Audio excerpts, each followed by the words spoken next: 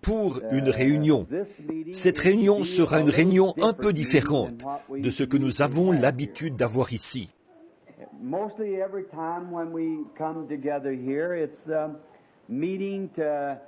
Presque chaque fois que nous nous rassemblons ici, c'est une réunion pour la guérison des malades et pour les besoins physiques.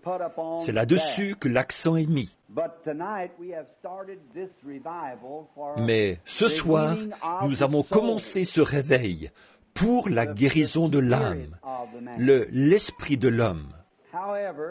Toutefois, si le Seigneur le veut, dimanche matin, à l'école du dimanche matin, nous allons prier pour les malades et faire une ligne de guérison comme d'habitude, pour dimanche matin, si le Seigneur le veut.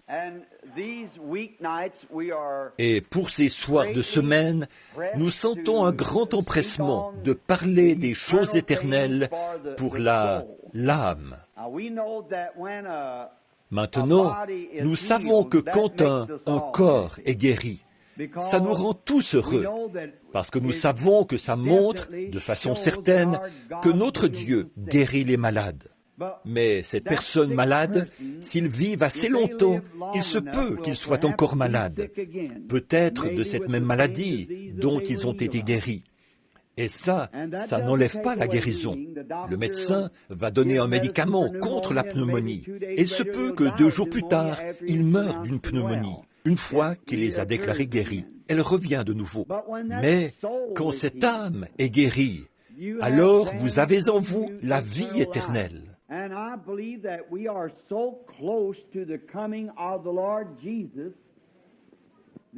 Et je crois que nous sommes tellement proches de la venue du Seigneur Jésus que nous nous devons de faire tout ce qui est en notre pouvoir pour amener chaque âme au royaume et pour apporter le royaume aux gens, qu'ainsi notre esprit puisse être guéri. Je crois que le corps de Jésus est le corps le plus malade que je connaisse, c'est-à-dire le corps spirituel de Christ sur la terre. Il est très malade. Et maintenant, nous n'avons pas l'intention de vous retenir trop longtemps chaque soir, parce que déjà le premier soir, nous n'avons pas assez de place pour asseoir nos très chers amis. Nous préparons la construction d'une nouvelle église, un grand tabernacle, ici même sur ce terrain, là où le Seigneur conduira, mais pour autant que nous sachions ici. Et maintenant, nous avons annoncé que la série de réunions irait de mercredi à dimanche. Mais là, le dimanche, la fin coïncide avec les vacances de Noël. Mais quand le Seigneur nous dira d'arrêter, ce sera le moment de le faire. Nous ne savons pas exactement quels vont en être les résultats. Mais comme nous croyons que les gens du tabernacle ici et nos églises sœurs, c'est-à-dire l'une d'elles est le Holiness Tabernacle à Utica, dont frère Graham Snelling est le pasteur, et celle de New Albany, dont frère Juni Jackson est le pasteur, et aussi celle là-bas sur la route, dont frère Ruddle est le pasteur.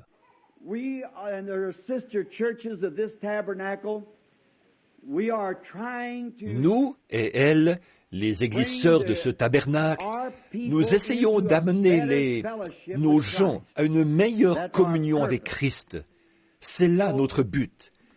Alors j'ai choisi de lire et d'enseigner pour les quelques soirs qui vont suivre sur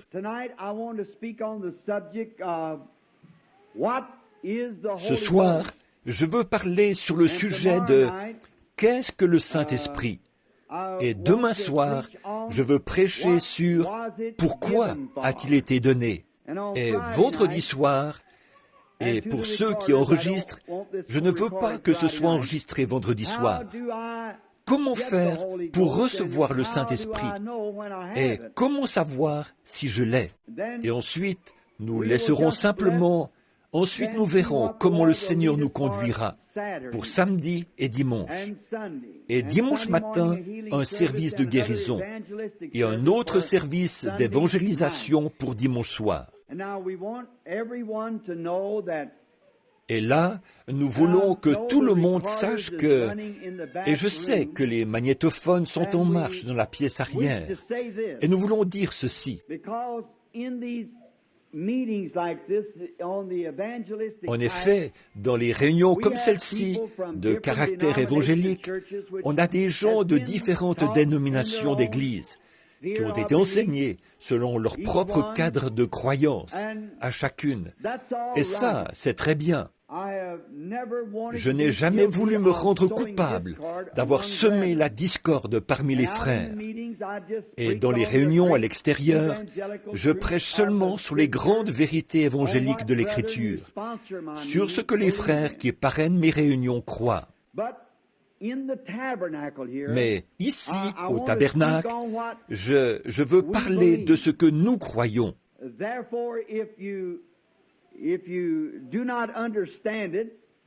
Par conséquent, si vous ne comprenez pas, je serais très content que vous m'envoyiez une petite lettre ou une note pour me poser une question sur la raison pour laquelle nous le croyons ainsi. Et il me fera plaisir d'essayer de l'expliquer de mon mieux. Vous savez, chaque église, si vous n'avez pas une doctrine, vous n'êtes pas une église. Vous devez avoir quelque chose que vous représentez, des principes que vous soutenez. Et peu importe la filiation ou la dénomination d'une personne, si cette personne est née de l'Esprit de Dieu, c'est mon frère ou ma sœur. Peu importe, nous pouvons être en désaccord sur d'autres choses, autant que l'Est est éloigné de l'Ouest. Mais nous sommes quand même frères. Et je ne ferai rien d'autre qu'essayer d'aider ce frère à avoir une meilleure marche plus rapprochée de Christ. Et je crois que tout vrai, véritable chrétien, ferait la même chose pour moi. Maintenant, j'ai demandé à ce tabernacle. Maintenant, nous n'entreprenons pas ceci simplement pour avoir des réunions de réveil. Je veux entreprendre ceci, et je veux que vous, et je vous ai demandé de brûler tous les ponts derrière vous, et de rectifier chaque péché, pour que nous abordions ça en y mettant tout notre cœur et toute notre vie. Nous devons venir ici dans le seul but de préparer notre âme pour la venue du Seigneur, et dans aucun autre but. Et comme j'en ai parlé et que je l'ai dit, il peut m'arriver à un certain moment d'enseigner ou de dire quelque chose qui pourrait être un peu contraire à ce que quelqu'un d'autre, la façon dont eux le croyaient. Je ne suis pas venu pour soulever une controverse, vous voyez. Je suis venu, nous sommes ici pour préparer la venue du Seigneur. Et je pense que ce petit groupe, j'ai des frères de l'extérieur qui sont ici avec moi, je sais, qui viennent de différents endroits. Et nous sommes heureux de les avoir avec nous. Et sans doute qu'un peu partout dans l'auditoire, là, il y en a d'autres qui viennent d'en dehors de la ville, d'un peu partout, de nos petites villes avoisinantes, ici. Et nous sommes heureux de vous avoir, et nous apprécions vraiment ça de votre part, que vous nous aimiez assez pour venir écouter ces choses. Dieu, puissiez-vous rentrer chez vous, mon frère, ma sœur, en emportant avec vous les trésors les plus riches que Dieu peut déverser dans votre cœur. Voilà ma prière. Et quant à ce petit tabernacle, comme je crois que certains des gens les meilleurs qui, je crois, sont sur terre, fréquentent ce tabernacle. Attention, je n'ai pas dit tous les gens les meilleurs. J'ai dit que quelques-uns des gens les meilleurs de la terre fréquentent ce tabernacle. Mais jour après jour, comme je reviens d'une réunion à l'autre, je vois un grand besoin de ce tabernacle, qu'il a un grand besoin, et c'est d'un remplissage ou d'une consécration, une vie plus profonde, une marche plus rapprochée avec Dieu. Et je leur ai promis de faire ceci, d'apporter ces messages pour eux. Et il nous fait plaisir de vous inclure et que vous fraternisiez avec nous autour de la parole de Dieu, alors que nous l'enseignons et que nous essayons de la mettre en évidence. Maintenant, les 3 premiers soirs, nous ne prendrons pas un sujet sur lequel prêcher, mais un message d'enseignement tiré de la parole de Dieu. Et maintenant, comme je ne demanderai à personne de faire quoi que ce soit que je ne ferai pas moi-même.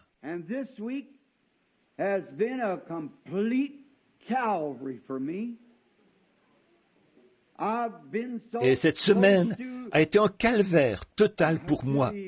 Il s'en est fallu de tellement peu que je perds de connaissance, comme je pourrais l'exprimer. J'en avais presque perdu l'esprit. Mais j'ai complètement abandonné toute volonté et, à ma connaissance, tout au Seigneur. L'autre soir, il devait être un peu après minuit. Mon épouse et moi, après être restés debout plus tard que d'habitude, à prier et à parler au Seigneur, d'un côté et de l'autre du petit tabouret dans notre salon. Avec nos 2 Bibles ouvertes, nous nous sommes reconsacrés à Dieu pour un service total, pour abandonner nos volontés propres et tout, et chaque pensée négative, et pour servir le Seigneur Jésus. Et j'espère que ça a été votre attitude à vous aussi, que vous avez fait la même chose. Alors, comme nous venons ce soir, nous venons sur un terrain saint, au milieu d'un peuple qui a été en prière et qui a jeûné et qui a fait des restitutions et qui s'est préparé à recevoir quelque chose de Dieu. Et je sais que celui qui viendra affamé ne repartira pas affamé, mais que Dieu le nourrira du pain de vie. Maintenant, avant de lire dans son livre sacré, courbons la tête juste un instant pour prier.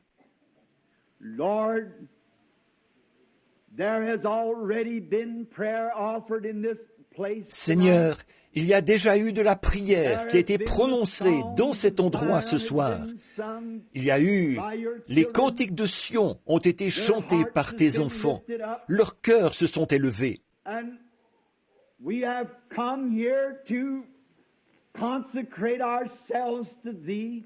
Et nous sommes venus ici pour nous consacrer à toi et pour t'adorer du plus profond de notre âme.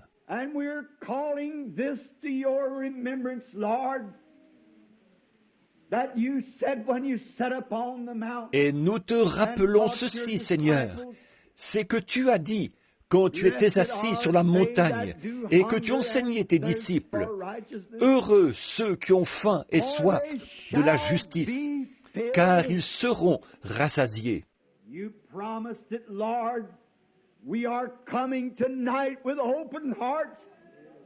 Tu l'as promis, Seigneur.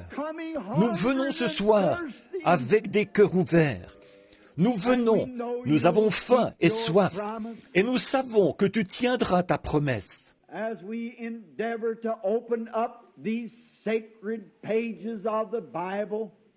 Alors que nous nous proposons d'ouvrir les pages sacrées de la Bible pour en lire le contenu, puisse le Saint-Esprit l'apporter à chaque cœur.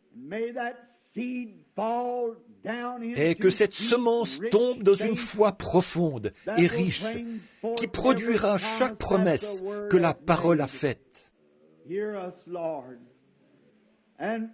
Exauce-nous, Seigneur, et purifie-nous, et éprouve-nous.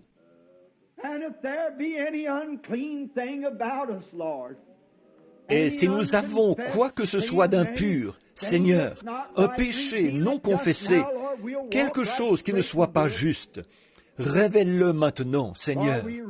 Nous irons tout de suite faire ce qu'il faut, car nous sommes conscients de ce que nous vivons dans les ombres de la venue du Seigneur Jésus. Et nous sommes, ô Dieu saint, entrés dans les ombres de ta justice ce soir. Et nous t'implorons de nous accorder un nouveau dévouement, une nouvelle consécration et un nouveau remplissage du Saint-Esprit dans nos vies. Comme nous voyons les feux du réveil commencer à baisser, ajoutons du bois de la parole pour qu'elle puisse allumer une nouvelle flamme, que nos cœurs puissent être remplis de zèle. Sanctifie-nous, Seigneur, par ta précieuse parole et par ton sang, et par ta grâce, nous t'implorons, et tous les remerciements et la louange te reviendront. Enlève de nos cœurs tous les préjugés. Purifie-nous, ô Seigneur. Donne-nous des cœurs purs et des mains propres et des pensées propres pour que nous puissions entrer dans ton sanctuaire, soir après soir, dans la joie et remplis de ton esprit. Nous le demandons au nom de Jésus et pour lui. Amen.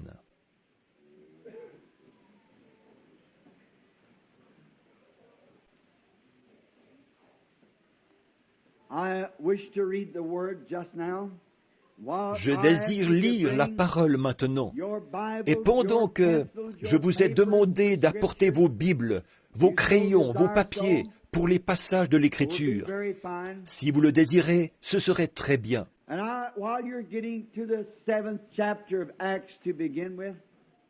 Et là, pendant que vous cherchez le chapitre 7 des Actes pour commencer, pour répondre à la question, ou pour commencer à répondre à la question, qu'est-ce que le Saint-Esprit? Il n'y a rien qui puisse vaincre Satan. Il n'y a encore jamais rien eu sur la terre qui puisse jamais vaincre Satan comme la parole de Dieu. Jésus l'a utilisé dans son grand combat. Il a dit, il est écrit. Et ce matin, alors que j'avais écouté il y a quelques jours une émission qui semblait insinuer que la création c'était simplement venu de cendres que le vent avait rassemblées, et de phosphate et de quelques produits chimiques de la terre, et que c'est la chaleur du soleil qui avait créé le germe de vie et qui en avait fait sortir la vie. Comme c'est ridicule, alors que le soleil tuerait n'importe quel germe de vie. Mettez un germe au soleil, il va le tuer instantanément. Alors, il n'en est rien. Mais Satan essayait de me faire avaler ça. Et après avoir conduit ma petite Rebecca à l'école ce matin, en revenant, j'ai décidé d'allumer la radio de nouveau. Mais je me suis dit que je me ferais encore rebattre les oreilles avec ça. Alors, je l'ai éteinte. Et comme je remontais la rue, Satan m'a dit, il a dit, « Sais-tu que cet homme que tu appelles Jésus était seulement un homme comme... un jour, à son époque, comme Billy Graham ou Oral Roberts, il était seulement un homme autour duquel quelques personnes ont commencé à se rassembler et à dire qu'il était un grand homme. Et au bout d'un moment, il est devenu plus grand et ensuite il est devenu un Dieu pour eux. Et maintenant, ça s'est répandu dans le monde entier depuis qu'il est mort. Et c'est tout. J'ai pensé que tu es menteur. Et comme je traversais la rue Graham, je me suis retourné. J'ai dit, « Satan, toi qui es en train de parler à mon conscient, j'aimerais te poser quelques questions. De qui est-ce que les prophètes hébreux ont annoncé la venue? Qui était le Messie oint? Qu'est-ce qui est descendu sur ces hommes qui l'ont vu d'avance et qui ont annoncé sa vie des milliers d'années avant qu'il arrive? Qui est-ce qui a prédit ça à la lettre? Et quand il est venu, ils avaient dit, il a été mis au nombre des malfaiteurs. Et il l'a été. Il a été blessé pour nos transgressions. Et il l'a été. On a mis son tombeau parmi les riches. Mais il ressuscitera le 3e jour. Et il l'a fait. Ensuite, il a promis le Saint-Esprit. Et je l'ai. Alors, tu ferais aussi bien de t'en éloigner, parce que c'est écrit dans la parole, et chaque parole est vraie. Alors il est parti. Vous n'avez qu'à lui donner la parole, ça suffit. Il ne peut pas supporter cette parole, parce qu'elle est inspirée. Commençons à lire ce soir au chapitre 7 du livre des Actes. Le souverain sacrificateur dit, « Les choses sont-elles ainsi ?» Étienne répondit, « Homme, frère et père, écoutez, le Dieu de gloire apparut à notre père Abraham lorsqu'il était en Mésopotamie, avant qu'il s'établît à Charan. Et il lui dit, « Quitte ton pays et ta famille, et va dans un pays que je te montrerai. »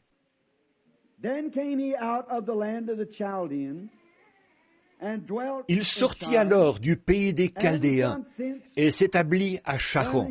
De là, après la mort de son père, Dieu le fit passer dans ce pays que vous habitez maintenant.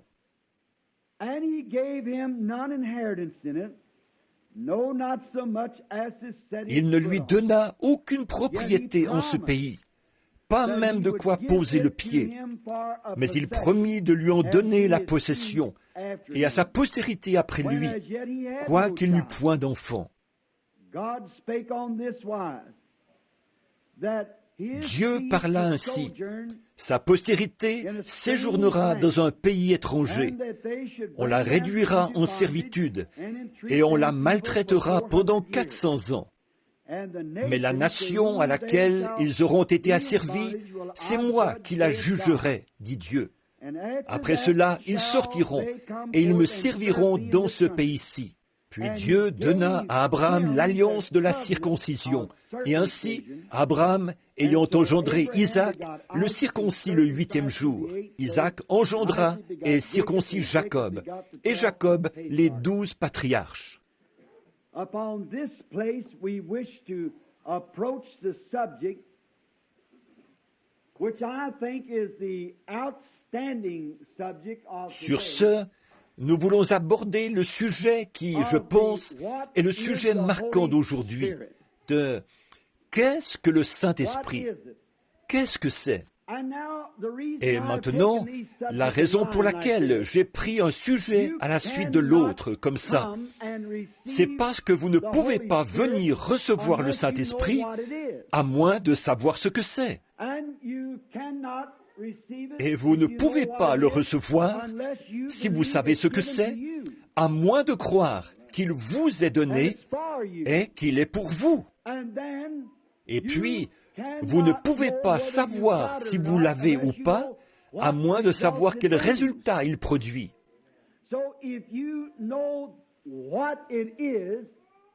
Donc, si vous savez ce que c'est et à qui il est destiné et quelle action il produit quand il vient, alors vous saurez ce que vous avez quand vous le recevrez. Voyez, comme ça, ce sera vraiment réglé. Comme, par exemple, je parlais à notre frère Jeffries aujourd'hui. Il disait, « J'aimerais être à la réunion ce soir, mais j'y serai demain soir. » Il n'était pas au courant que nous avions des réunions, parce que nous ne l'avions pas annoncé, seulement ici. Quelques-uns des frères Léo et les autres ont écrit à quelques-uns de nos amis pour leur dire, d'en dehors, eh bien, parce que nous n'avions pas assez de place. Et donc, j'ai dit, frère Jeffries, si vous m'envoyez mettre un de vos puits de pétrole en marche et que je ne connaisse rien là-dedans, je le ferai probablement sauter. Je tournerai peut-être la mauvaise clé ou bien je mettrai le mauvais moteur en marche. Il faudrait que je sache comment faire avant de le faire. Et c'est pareil pour ce qui est de recevoir le Saint-Esprit. Vous devez savoir ce que vous venez chercher et comment le recevoir et ce qu'il est. Bon, d'abord, le Saint-Esprit a été promis. On pourrait passer 10 semaines et ne jamais seulement effleurer le sujet de ce qu'est le Saint-Esprit. Mais pour commencer, je veux en aborder juste assez chaque soir pour en donner les grandes lignes. Et le soir d'après, je verrai s'il y a des questions. Combien ici n'ont pas reçu le Saint-Esprit, n'ont pas été baptisés du Saint-Esprit? Levez la main. Vous savez que vous ne l'avez pas été. Regardez donc les mains.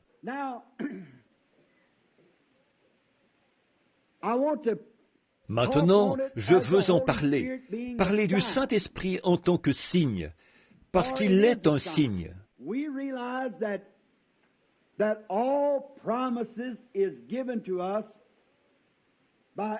Nous comprenons bien que toutes les promesses nous sont données par Abraham, était le père de la promesse, parce que Dieu a donné la promesse à Abraham et à sa postérité après lui. La promesse a été faite à Abraham et à sa postérité. Et ce signe, il est destiné à un peuple de l'Alliance. Or, il y a une énorme différence entre un chrétien tout court et un chrétien rempli du Saint-Esprit. Et là, on va voir ça dans l'Écriture et le situer très précisément par rapport à l'Écriture.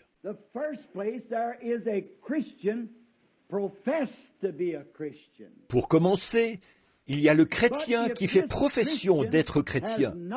Mais si ce chrétien n'a pas encore été rempli du Saint-Esprit, il est seulement en voie de devenir un chrétien. Voyez? Il fait profession de le croire. Il s'efforce d'y parvenir. Mais Dieu ne lui a pas encore donné cet esprit du Saint-Esprit. Il n'en est pas encore arrivé à ce but avec Dieu que Dieu l'ait reconnu. En effet, Dieu a fait une alliance avec Abraham, après qu'il a appelé Abraham, ce qui est un type de l'appel du croyant aujourd'hui.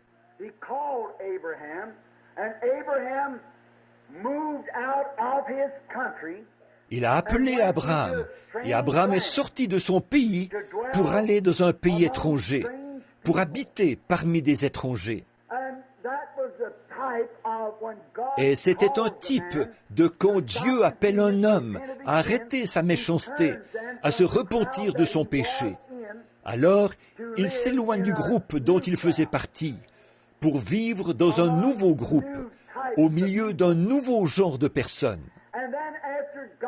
Et puis, après que Dieu a trouvé Abraham fidèle à la promesse que Dieu lui avait donnée, selon laquelle il aurait l'enfant, et qu'à travers cet enfant, toute la terre serait bénie. Alors Dieu a confirmé sa foi en lui donnant un signe. Et ce signe, c'était la circoncision. Et la circoncision est un type du Saint-Esprit. Les versets qui viennent tout de suite après, dans ce chapitre que nous venons de lire, si vous voulez le noter.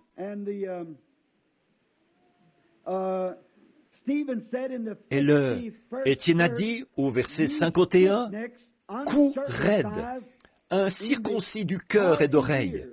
Vous vous opposez toujours au Saint-Esprit. Ce que vos pères ont été, vous l'êtes aussi. » La circoncision est un type du Saint-Esprit. Et Dieu a donné à Abraham le signe de la circoncision, après qu'il a accepté Dieu sur sa promesse et qu'il est parti dans un pays étranger. Voyez, c'était un signe.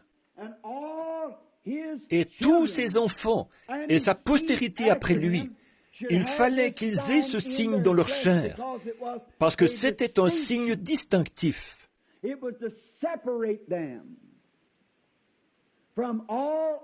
Il servait à les distinguer de tous les autres peuples, ce signe de la circoncision.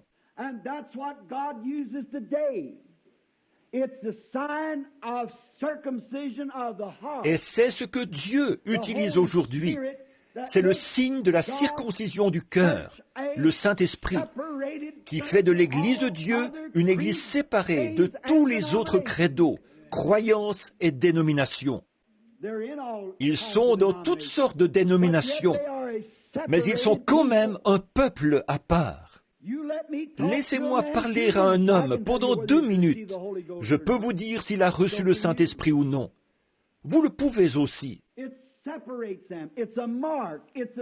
Ça les distingue. C'est une marque, c'est un signe.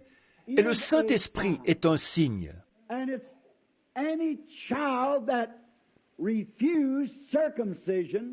Et c'est, dans l'Ancien Testament, tout enfant qui refusait la circoncision, et elle préfigurait le Saint-Esprit, était retranché du milieu du peuple.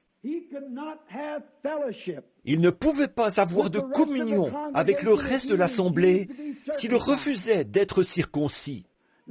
Maintenant, appliquez ça aujourd'hui.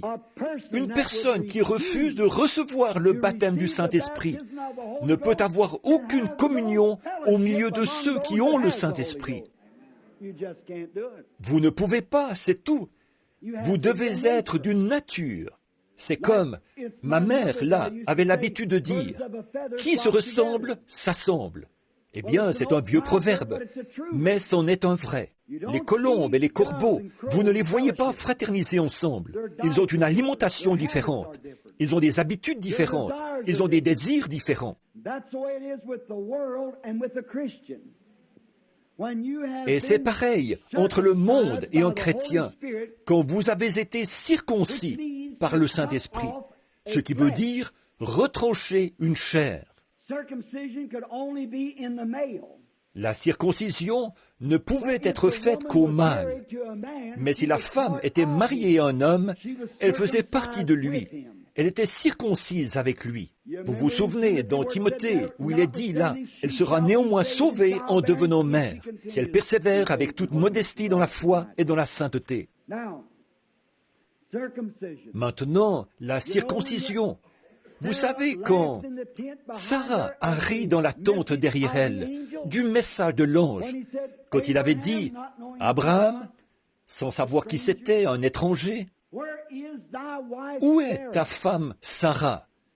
Comment savait-il qu'il avait une femme? Comme Jésus l'a dit, ce qui arriva du temps de Lot arrivera de même à la venue du Fils de l'homme. Souvenez-vous, ces signes n'ont pas été accomplis là-bas, à Sodome et Gomorrhe, dans le monde, au milieu des faux religieux. Mais c'était pour les élus, les appeler à sortir.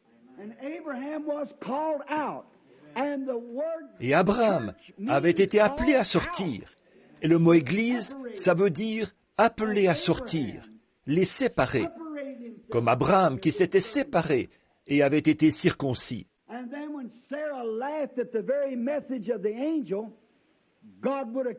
Et alors, quand Sarah a ri du message même de l'ange, Dieu l'aurait tué sur le champ, mais il ne pouvait pas toucher à Sarah sans toucher à Abraham, parce qu'ils étaient un.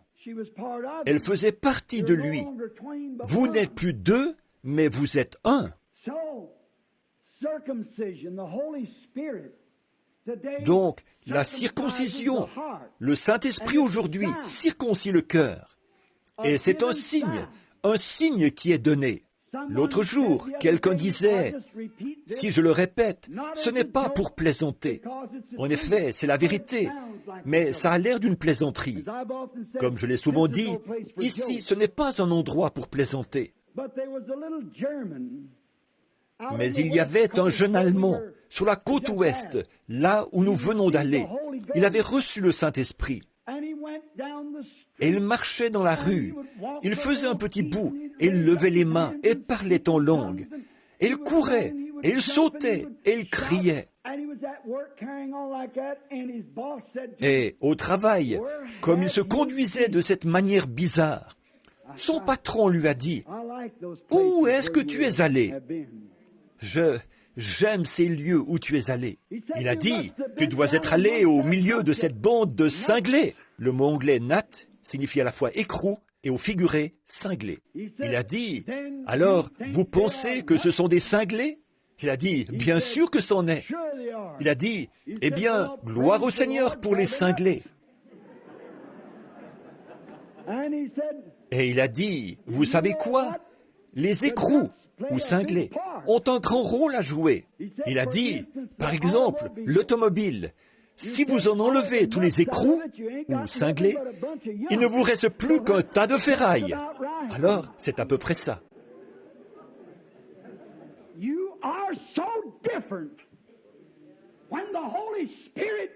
Vous êtes tellement différents quand le Saint-Esprit vient sur vous, que l'esprit de ce monde ne vous aime pas. Et ils sont contre vous et ne veulent rien avoir à faire avec vous du tout. Vous êtes nés d'un autre monde. Vous êtes aussi étrangers, et même 10 fois plus étrangers, que vous le seriez si vous alliez dans la région la plus reculée des jungles de l'Afrique. Vous êtes différents quand le Saint-Esprit vient, et c'est un signe. C'est une marque au milieu des gens. Là, vous dites, alors, frère Branham, ce signe de la circoncision a été donné à Abraham. C'est vrai. Et à sa postérité. Oui. Très bien. Maintenant, nous allons prendre dans Galates, au chapitre 3, le verset 29, pour voir comment ça peut s'appliquer à nous. Galates 3, 29. Juste pour voir comment cette circoncision peut s'appliquer à quelqu'un des nations. Si nous sommes des nations, et nous le sommes, par notre naissance naturelle. Bon, d'abord, je veux lire le verset 16. Or, la promesse ont été faites à Abraham et à sa postérité. Abraham est sa postérité. Il n'a pas été dit « et aux postérités ».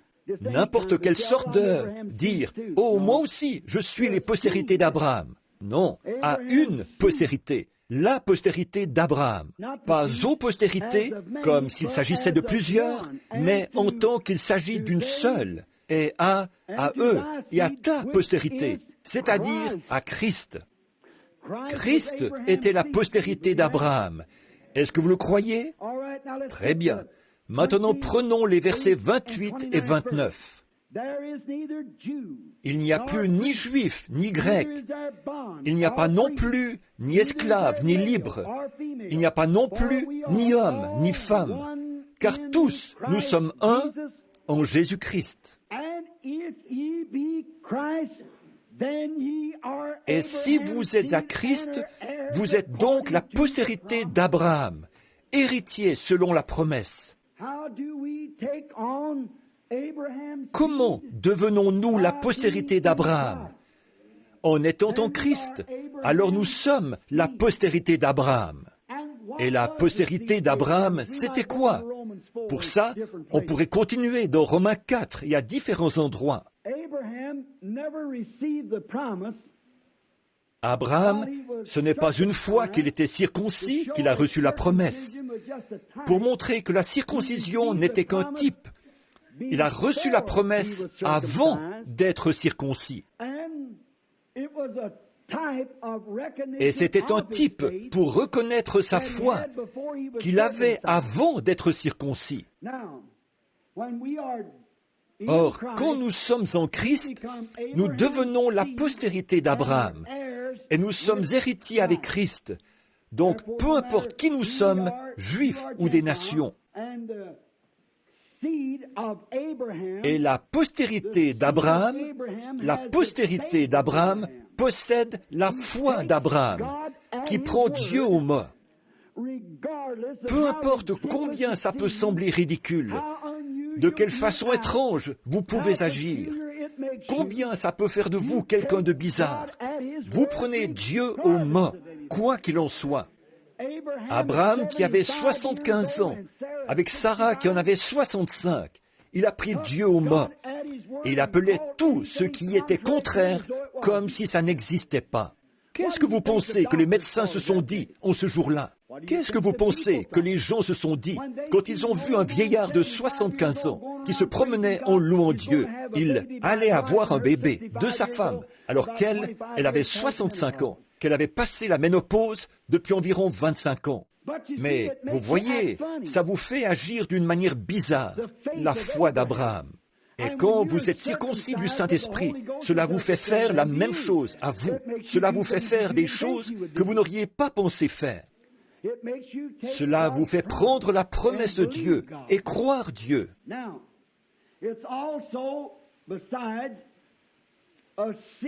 Maintenant, c'est aussi, en plus d'une promesse et d'un signe, c'est aussi un sceau.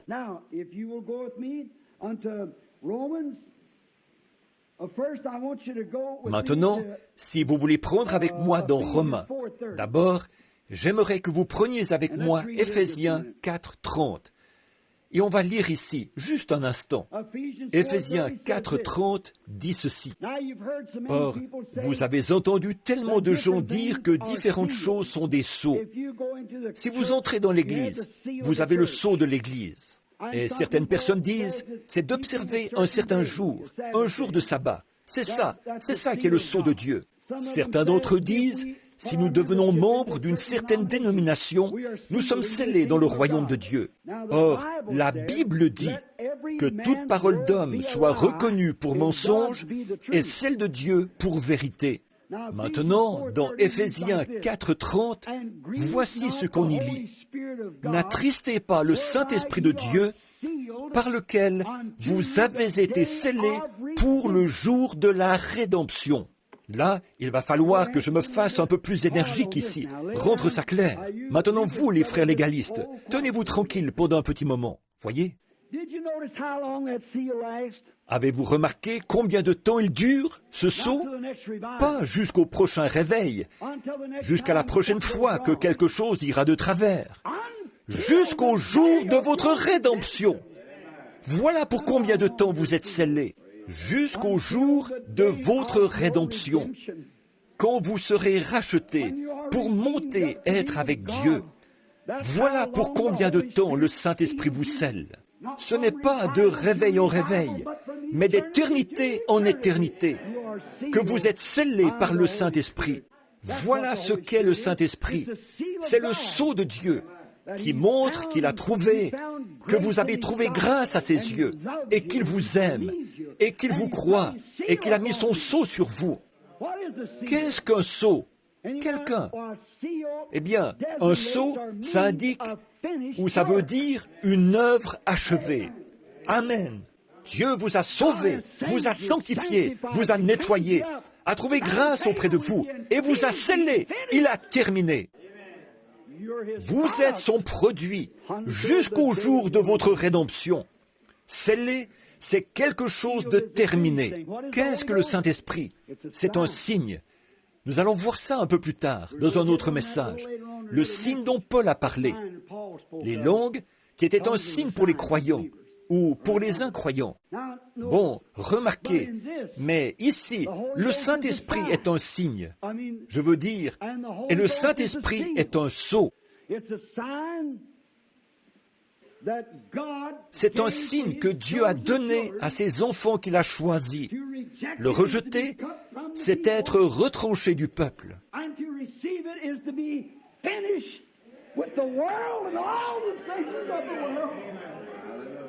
Et le recevoir, c'est en avoir fini avec le monde et toutes les choses du monde.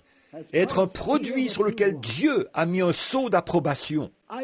Autrefois, je travaillais pour la compagnie de chemin de fer, ici, avec Harry Waterbury, et on partait charger un wagon. Mon frère Doc, qui est debout au fond, il aide à charger les wagons. Quand on est en train de charger un wagon, ils vont examiner ce wagon de fond en comble, l'inspecteur. Et s'ils trouvent quelque chose de branlant qui risquerait de tomber ou de se briser, ou quelque chose qui pourrait causer des dommages,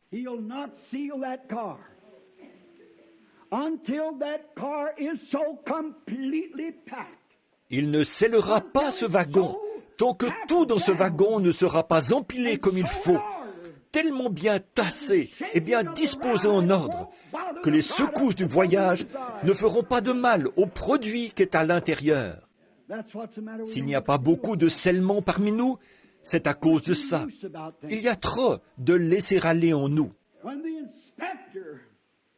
Quand l'inspecteur fait son examen, qu'il inspecte votre vie pour voir s'il n'y a pas un peu de laisser-aller chez vous, un peu de laisser-aller dans votre vie de prière, un peu de laisser-aller quant à ce tempérament colérique, un peu de laisser-aller quant à cette langue pour parler des autres. Il ne scellera jamais le wagon.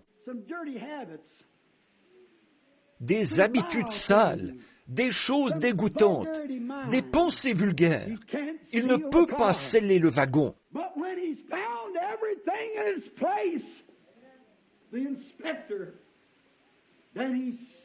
Mais quand il a trouvé tout à sa place, l'inspecteur, là, il le scelle. Que quelqu'un ose donc ouvrir ce sceau avant que le wagon ait atteint sa destination, l'endroit pour lequel il était scellé. Voilà, ne touchez pas à mes oins, ne faites pas de mal à mes prophètes. Car je vous dis qu'il vaudrait mieux pour vous qu'on suspende à votre cou une meule de moulin et qu'on vous jette au fond de la mer, plutôt que de chercher à scandaliser ou à ébranler, ne serait-ce qu'un peu, le plus petit de ceux qui ont été scellés. Vous voyez ce que ça veut dire? Voilà ce qu'est le Saint-Esprit. C'est votre assurance, c'est votre protection, c'est votre témoin, c'est votre sceau, c'est votre signe qui dit « Je suis en route pour le ciel ». Peu m'importe ce que le diable peut dire, je suis en route pour le ciel. Pourquoi? Il m'a scellé, il me l'a donné. Il m'a scellé dans son royaume et je suis en route pour la gloire.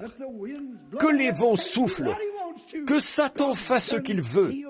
Dieu m'a déjà scellé jusqu'au jour de ma rédemption. Amen. Voilà ce qu'est le Saint-Esprit. Oh, vous devriez le désirer. Je ne pourrais pas continuer sans lui. On pourrait en dire tellement long ici, mais je suis sûr que vous savez de quoi je parle.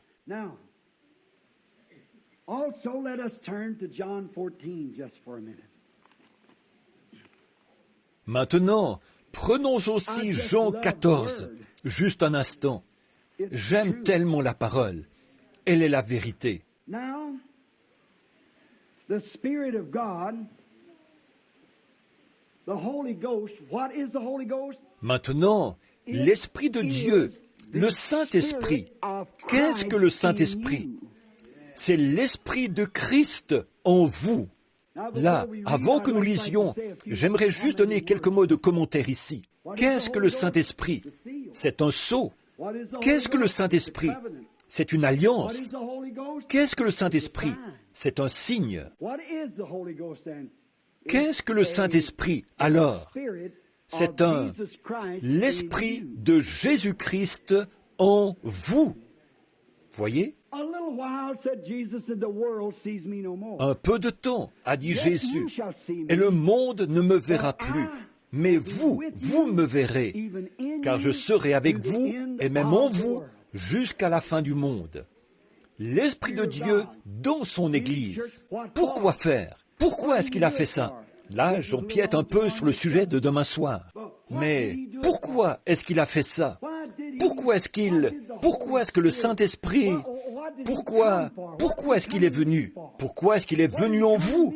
Pourquoi est-ce qu'il est venu en moi? C'était pour poursuivre les œuvres de Dieu. Je fais toujours ce qui est agréable à mon Père. Je viens non pas pour faire ma propre volonté, mais celle du Père qui m'a envoyé. Et le Père qui m'a envoyé est avec moi. Et comme mon Père m'a envoyé, moi aussi, je vous envoie. Oh là là! Le Père qui l'a envoyé, il était en lui. Le Père qui a envoyé Jésus, il est venu en lui, il agissait à travers lui. Le Jésus qui vous envoie, il va avec vous et il est en vous. Et si cet esprit qui vivait en Jésus-Christ lui a fait faire ce qu'il a fait et l'a fait agir comme il l'a fait, ça vous donne une idée générale de ce qu'il fera quand il sera en vous. Parce que cette vie ne peut pas changer. Elle va passer d'un corps à l'autre, mais elle ne peut pas changer de nature, car c'est Dieu. Bon, dans Jean 14, lisons donc un petit bout en commençant au verset 10. Crois-tu que je suis dans le Père et que le Père est en moi? Les œuvres, les paroles que je vous dis, je ne les dis pas de moi-même. Et le Père qui demeure en moi, c'est lui qui fait les œuvres. Pensez à ça. Bon, croyez-moi, je suis dans le Père et le Père est en moi. Croyez du moins à cause de ses œuvres. En vérité, je vous le dis, celui qui croit en moi fera aussi les œuvres que je fais. Et il en fera de plus grandes parce que je m'en vais à mon Père. Vous voyez, n'est-ce pas? Vous voyez comment il a dit, là? Maintenant, regardez, ici, à quoi on en arrive. Je vais en lire encore un bout. On va lire à peu près jusqu'au verset 20. Et tout ce que vous demanderez en... Voyons, j'avais le... Oui, bien. Et tout ce que vous demanderez en mon nom, je le ferai, afin que le Père soit glorifié dans le Fils. Si vous demandez quelque chose en mon nom, je le ferai. Si vous m'aimez, gardez mes commandements. Et moi, je prierai le Père. Remarquez bien là. Et il vous donnera un autre consolateur, afin qu'il demeure éternellement avec vous.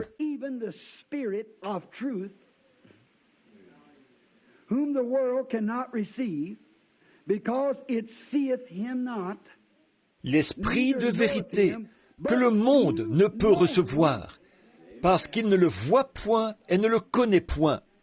Mais vous, vous le connaissez, car il demeure avec vous et il sera en vous.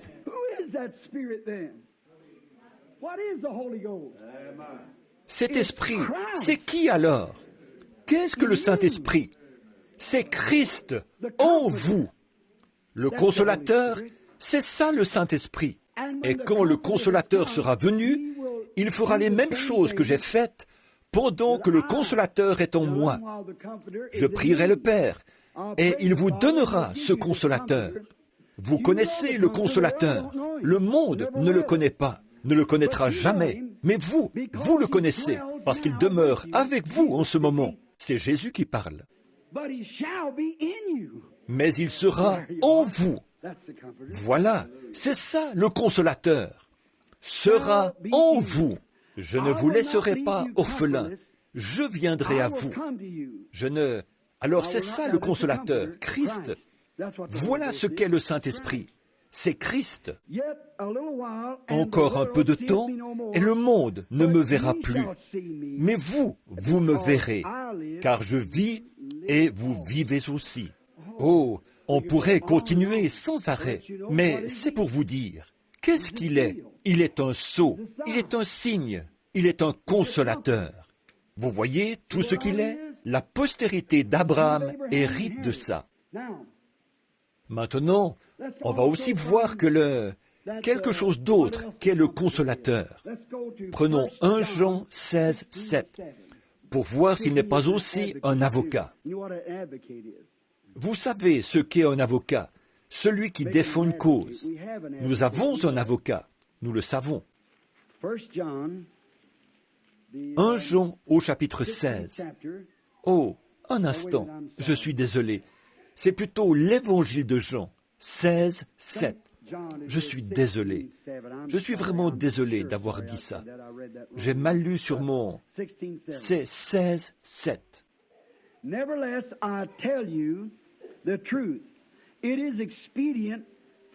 Cependant, je vous dis la vérité. Il vous est avantageux que je m'en aille. Car si je ne m'en vais pas, le consolateur ne viendra pas vers vous. Mais si je m'en vais, je vous l'enverrai. Et quand il sera venu, il convaincra le monde en ce qui concerne le péché, la justice et le jugement. En ce qui concerne le péché, parce qu'ils ne croient pas en moi, la justice, parce que je vais à mon Père et que vous ne me verrez plus, le jugement, parce que le prince de ce monde est jugé. Oh là là! Maintenant, l'avocat, qui se trouve dans 1 Jean 2, 12. Maintenant, lisons ça un instant. 1 Jean 2, 12. Excusez-moi, 1 Jean 1 et 2 plutôt. Je les ai notés ici. 1 Jean 2, 1 à 2. Mes petits enfants, je vous écris ces choses, afin que vous ne péchiez point. Et si quelqu'un a péché, nous avons un avocat auprès du Père, Jésus-Christ le juste. Qui est l'avocat? Jésus-Christ le juste. Il est lui-même une victime propitiatoire pour nos péchés, non seulement pour les nôtres, mais aussi pour ceux du monde entier. Qu'est-ce que le Saint-Esprit? C'est un avocat. Qu'est-ce qu'un avocat? Qu'est-ce qu'il fait? Il défend une cause. Il fait miséricorde. Il prend votre place. Il fait des choses que vous ne pouvez pas faire. Il est une victime propitiatoire pour vos péchés. Il est votre justice. Il est votre guérison. Il est votre vie. Il est votre résurrection. Il est tout ce que Dieu a pour vous. Il est un avocat. Nous pourrions vraiment entrer dans les détails là et développer ça, voir de quelle manière il intercède à cause de notre ignorance. Parfois, quand on a le Saint-Esprit, et par ignorance, on fait un faux pas, et on se retrouve dans quelque chose. Le Saint-Esprit est là pour défendre notre cause. Il est notre avocat. Il est notre représentant. Il se tient là, et il plaide pour nous. Nous ne plaidons pas pour nous-mêmes, parce que le Saint-Esprit en nous plaide pour nous. C'est le Saint-Esprit qui vous donne de vous exprimer, parfois avec des mots que vous ne comprenez pas. Et il intercède pour nous. Voilà ce qu'est le Saint-Esprit.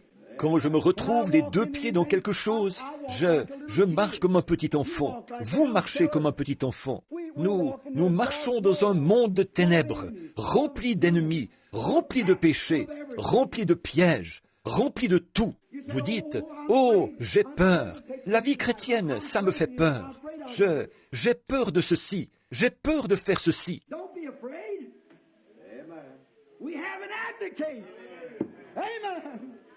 N'ayez pas peur. Nous avons un avocat.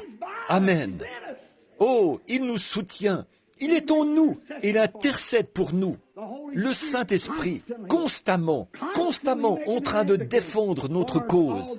Tout le temps, il est notre avocat. Oh, comme nous remercions Dieu pour ça. Un sceau, un signe, l'Esprit de vie, le Dieu du ciel, le consolateur, la vie, l'avocat, tout ce qu'il est. Oh là là, on pourrait continuer là-dessus pendant des heures. Maintenant, nous allons parler d'autre chose pour un instant.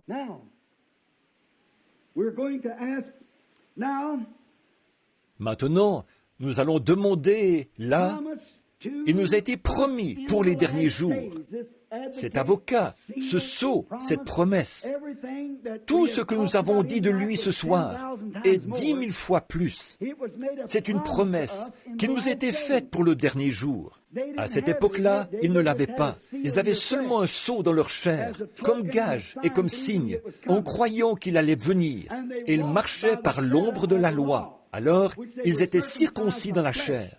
Aujourd'hui, nous ne marchons pas par l'ombre de la loi. Nous marchons par la puissance de la résurrection. Nous marchons par la puissance de l'Esprit, qui est notre vrai sceau, notre vrai avocat, notre vrai consolateur, notre vrai signe que nous sommes nés d'en haut. Des gens singuliers, étranges, qui agissent d'une manière bizarre, qui prennent Dieu au mot, qui appellent tout le reste faux. La parole de Dieu est vraie. Voilà, oh là là, voilà ce qu'est le Saint-Esprit. Le voulez-vous? Vous aimeriez l'avoir, n'est-ce pas? Voyons s'il a été promis. Maintenant, revenons à Ésaïe, au livre d'Ésaïe. Prenons le chapitre 28 d'Ésaïe. Là, nous prenons Ésaïe 28 et nous allons commencer autour du... Prenons le verset 8 pour voir ce qu'Ésaïe a dit 712 ans avant qu'il arrive. On pourrait en dire long là-dessus, revenir en arrière, jusqu'au tout début. Mais on va simplement commencer ici et on va voir s'il a été promis à l'Église. Quel jour devait-il venir?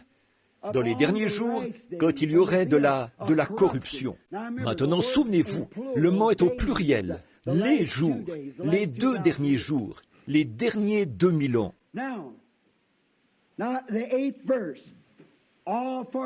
Bon, maintenant le verset 8. Toutes les tables sont pleines d'ordures. Il n'y a plus de place propre.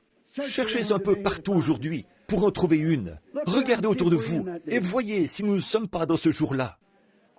Toutes les tables. Oh, ils vont au souper du Seigneur. Et pour commencer, sur le plan matériel, ils prennent un bout de pain blanc ou des biscuits salés. Ils mettent ça en morceaux pour faire la communion. Alors que c'est censé être fait par les mains de quelqu'un qui a le Saint-Esprit et avec du pain sans levain. Christ n'est pas sale et souillé, et ça le représente. Autre chose, il la donne à des gens qui boivent, qui mentent, qui volent, qui fument, qui chiquent, n'importe quoi, pourvu qu'ils soient membres de l'Église. Loin de là, si jamais un homme la prend, quand nous la mangeons ici, il respire et boit un jugement contre lui-même, parce qu'il ne discerne pas le corps du Seigneur. S'il ne mène pas la vie qu'il faut, qu'il s'en tienne éloigné. Et si vous ne la prenez pas, ça montre que vous n'avez pas la conscience tranquille. Celui qui ne mange pas n'a pas de part avec moi, a dit Jésus. Mais toutes les tables du Seigneur se sont remplies de souillures. Il n'y a pas une seule place qui soit propre. Écoutez, si ce n'est pas le tableau d'aujourd'hui, ça. À qui veut-on enseigner la sagesse? À qui veut-on donner des leçons? Qui comprendra la sagesse? À qui peut-on donner des leçons? Eh bien, Dieu soit béni, je suis presbytérien, je suis méthodiste, je suis pentecôtiste, je suis nazaréen, je suis pèlerin de la sainteté. Ça ne veut absolument rien dire pour Dieu, ça. Une autre table, c'est tout. À qui ferais-je connaître des leçons? Quelle sorte de leçons? Méthodiste, baptiste, presbytérienne, pentecôtiste? Les leçons de la Bible. À qui ferais-je connaître des leçons? Comment savoir si vous l'avez? On va voir ça vendredi soir, voyez? À qui ferais-je connaître des leçons? Remarquez bien là. Est-ce à des enfants qui viennent d'être sevrés, qui viennent de quitter la mamelle? Des petits bébés qui disent « Eh bien, je vais à l'église. Ma maman était membre de cette église. » Je n'ai rien contre ça, cher frère. Et je suis bien conscient que ceci est enregistré. C'est très bien, soyez membre de l'église de maman. Mais écoutez, maman a marché dans une lumière et vous marchez dans une autre. Luther a marché dans une lumière. Wesley a marché dans une autre. Wesley a marché dans une lumière. La Pentecôte a marché dans une autre. Mais aujourd'hui, nous marchons plus haut que ça. Et s'il y a une autre génération, elle nous dépassera. Au début, dans les premiers jours, quand c'était large, très large, Luther enseignait la justification par la foi. C'était seulement pour faire passer les gens du catholicisme au protestantisme, à la communion autour de la parole. La justification par la foi, ça c'était très large comme cadre. Ils n'ont jamais bougé de là. Ensuite, il y a eu un autre réveil, celui de John Wesley. Ça les a secoués de là et elle est passée à la sanctification. Vivre une bonne vie, propre, sainte, sanctifiée par la parole de Dieu. Ce qui vous mettait la joie au cœur. Ça a éliminé pas mal de la doctrine luthérienne. Ensuite, il y a eu la Pentecôte, avec le baptême du Saint-Esprit. Et ça s'est encore rétréci, en recevant le Saint-Esprit. C'est vrai. Et maintenant, là aussi, ça commence à se rétrécir. Et les dons, et la restauration, et l'Esprit de Dieu, dans la plénitude des signes et des prodiges, est entré dans l'Église. Et il a secoué la Pentecôte. Qu'est-ce que c'est? Nous sommes tellement proches de la venue du Seigneur Jésus que l'Esprit même qui était en lui agit dans l'Église, faisant exactement les mêmes choses qu'il a faites quand il était ici sur terre. On n'a jamais eu ça nulle part, depuis l'époque des apôtres jusqu'à cette époque-ci. Pourquoi? Vous voyez, c'est large, ça rétrécit, ça rétrécit, ça rétrécit. Qu'est-ce que c'est? C'est comme votre main qui s'approche de son ombre. Le négatif, le négatif, le négatif. Mais qu'est-ce que c'est? C'est un reflet. Luther, c'était quoi? Un reflet de Christ. Wesley, c'était quoi? Un reflet de Christ. Regardez, l'âge de Billy Sunday vient de se terminer. L'autre jour, le vieux Dr. Whitney, qui enseignait ici même à cette chaire, le dernier de l'ancienne école, il est mort, à environ 90 ans, je pense. Billy Sunday était un revivaliste des églises dénominationnelles de son temps. Il n'y allait pas de main morte. Il se tenait là et il criait « Vous, les méthodistes, venez, avancez-vous tous dans l'allée de Sciure, les prédicateurs et tout. Vous, les baptistes, venez, avancez-vous tous dans l'allée de Sciure. Vous, les presbytériens. » Il n'y allait pas de main morte. Il était le Billy Graham de ce jour-ci. Remarquez. Et puis, en même temps que l'église dénominationnelle avait son réveil, qu'est-ce qu'il se passait? Celle du plein évangile avait un réveil. Les frères Bosworth sont apparus. Smith, Wigglesworth et le Dr. Price, Aimé McPherson, tous ceux-là. Regardez, Smith, Wigglesworth est mort une nuit. Le Dr. Price est mort le lendemain matin. Moins de 24 heures plus tard, j'étais sur le terrain. Maintenant, ma fin à moi approche. Regardez, vous n'entendez pas beaucoup parler de Billy Graham. Vous n'entendez pas beaucoup parler d'Oral Roberts. Je vois mes réunions qui commencent à faire moins de bruit. Qu'est-ce qu'il y a? On est à la fin, un autre âge. Comment Billy Sunday a-t-il fait son apparition, lui et les autres? Ils sont apparus tout de suite après le glorieux réveil de Moody. Quand Moody est-il apparu? Tout de suite après le réveil de Knox. Quand Knox est-il apparu? Tout de suite après le réveil de Finney. Finney après Calvin. Calvin après, ainsi, Wesley, et Wesley après Luther. Ainsi de suite, d'un bout à l'autre de l'âge. Dès qu'un réveil est terminé, Dieu en suscite un autre, et il fait plus de lumière. Ça continue à avancer comme ça. Maintenant, on est à la fin de cette époque-ci. Chaque homme, à la fin de sa jonction, il s'attendait à la venue de Christ, mais il avait encore beaucoup de choses à attendre. Le retour des Juifs, les soucoupes volantes dans les cieux, toutes les choses que nous voyons aujourd'hui. Mais nous sommes à la fin. Nous y sommes maintenant. Il savait que l'Église devait recevoir une puissance qui agirait dans l'Église pour accomplir les œuvres mêmes de Christ, parce que l'ombre, en devenant de plus en plus marquée, elle donne un reflet plus précis. Prenez une ombre. Plus on est loin de l'ombre, moins l'ombre va donner un bon reflet.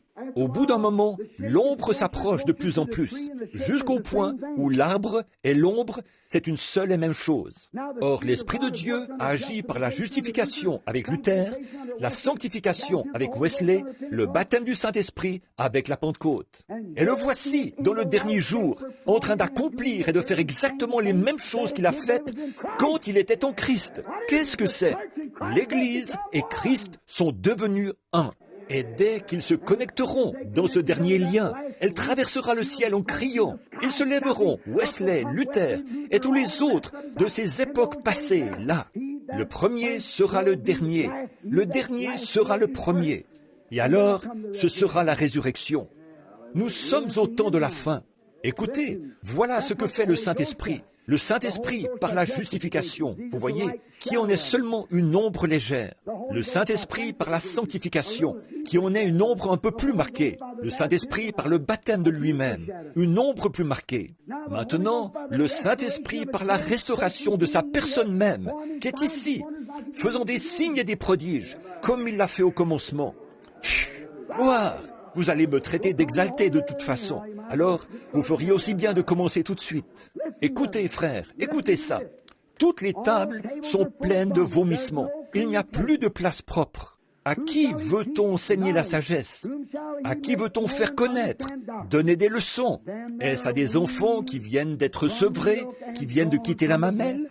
Pas à des petits bébés, des bébés presbytériens, des bébés méthodistes, des bébés pentecôtistes, des bébés luthériens, des bébés nazaréens. Il veut quelqu'un qui est prêt à s'éloigner de la mamelle et à manger de la nourriture solide. La voici, car c'est précepte sur précepte, règle sur règle, un peu ici, un peu là. Eh bien, c'est par des hommes aux lèvres balbutiantes et en d'autres langues que je parlerai à ce peuple. Il lui disait, « Voici le repos, laissez reposer celui qui est fatigué. Voici le lieu de repos. » Mais ils n'ont point voulu écouter. Le Saint-Esprit, si ce n'est pas exactement de cette manière-là qu'il est venu le jour de la Pentecôte, prophétisé 712 ans avant sa venue. Voici qu'au jour de la Pentecôte, il est venu très exactement ainsi. Quelqu'un disait, c'est d'observer le jour du sabbat. Ce n'est pas que je veux rejeter ou prendre à la légère l'Église ou la religion de qui que ce soit. Seulement de dire, le jour du sabbat, le sabbat de Dieu, c'était le jour du repos. Le voici, le jour du repos. Voici le repos, il a dit. Laissez reposer celui qui est fatigué. C'est ça. Amen. Ce sera précepte sur précepte, règle sur règle. Voici le repos. Qu'est-ce que le Saint-Esprit? Le repos. Oh, venez à moi, vous tous qui êtes fatigués et chargés, et je vous donnerai du repos. Qu'est-ce qu'il est? Celui qui entre en vous, qui vous donne la paix, votre signe, votre consolateur. Consolez, au repos, scellez. Comment est-ce que vous êtes? C'est un signe. Le monde sait qu'il vous est arrivé quelque chose. Qu'est-ce que c'est? C'est un consolateur. Qu'est-ce que c'est? Un sceau. Vous êtes au repos. Vous avez c'est votre avocat. S'il vous arrive quelque chose, il y a quelque chose qui est là pour prendre votre défense, tout de suite, vous voyez, pour intercéder. C'est l'Esprit de Dieu qui vit dans l'Église, prophétiser exactement ce qu'il serait quand il viendrait. Il serait un repos perpétuel, éternel. Dieu a fait le monde. Hébreux chapitre 4. Dieu a fait le monde. Et il s'est reposé le 7e jour. C'est vrai. Le 8e jour revenait il a donné ça comme alliance aux Juifs pour un certain temps. C'est vrai. Mais eux, ils se reposent un jour. Ils retournent au premier jour de la semaine pour recommencer. De nouveau, recommencer. Ce n'est pas de ce repos-là que Dieu a parlé. Quand Dieu a fait le monde en 6 jours, quand il est allé se reposer, il s'est reposé pour de bon. C'est vrai, c'était réglé. Il n'est pas revenu le 8e jour pour recommencer. C'était seulement une ombre. Bon, donc c'était un type, comme la lune par rapport au soleil. Mais quand le soleil se lève, on n'a plus besoin de la lune. Maintenant, remarquez ceci. Dans Apocalypse 11, la femme avec la lune sous ses pieds et le soleil autour de sa tête. Nous pourrions prendre la Bible de la première à la dernière page pour vous le montrer, voyez? Mais qu'en est-il? Alors que la Bible a dit dans Hébreux, chapitre 4, si Jésus leur avait donné un jour de repos, il en aurait parlé après cela. Il aurait parlé d'un jour de repos. De quel jour est-ce qu'il a parlé pour un repos? Venez à moi, vous tous qui êtes fatigués et chargés, et je vous donnerai du repos.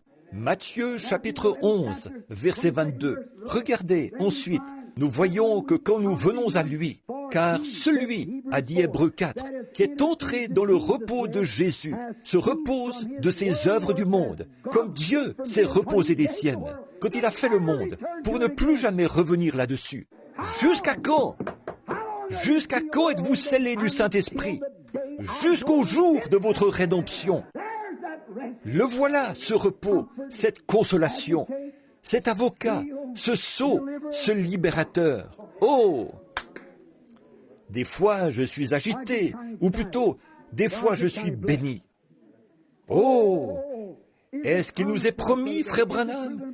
Est-ce prouvé par la Bible? Très bien, prenons Joël pour voir ce que Joël en a dit. Comme je suis reconnaissant pour la parole de Dieu bénie. L'aimez-vous? Je pense que si ce n'était de la parole, je ne sais pas où nous en serions. Très bien. Nous sommes dans Joël, là. On va prendre Joël, le chapitre 2 de Joël, et on va commencer au verset 28. Joël 2, 28. 800 ans avant la venue de Christ, le prophète est dans l'esprit. Maintenant, écoutez. Après cela, je répandrai mon esprit sur toute chair. Vos fils et vos filles prophétiseront. Vos vieillards auront des songes et vos jeunes gens des visions. Même sur mes serviteurs et sur ma servante, je répandrai dans ces jours, là de mon esprit. Je ferai paraître des prodiges en haut dans les cieux et sur la terre du sang, du feu et des colonnes de fumée. Le soleil se changera en ténèbres et la lune en sang avant l'arrivée du jour de l'Éternel, de ce jour grand et terrible. Alors, quiconque invoquera le nom de l'Éternel sera sauvé. Ça, c'est... Quoi? Joël. Avez-vous remarqué? Dans Acte 2, Pierre a repris le même verset. Il a dit, « Hommes israélites, écoutez mes paroles. Ces gens ne sont pas ivres. Ces gens scellés, consolés, bizarres, marqués.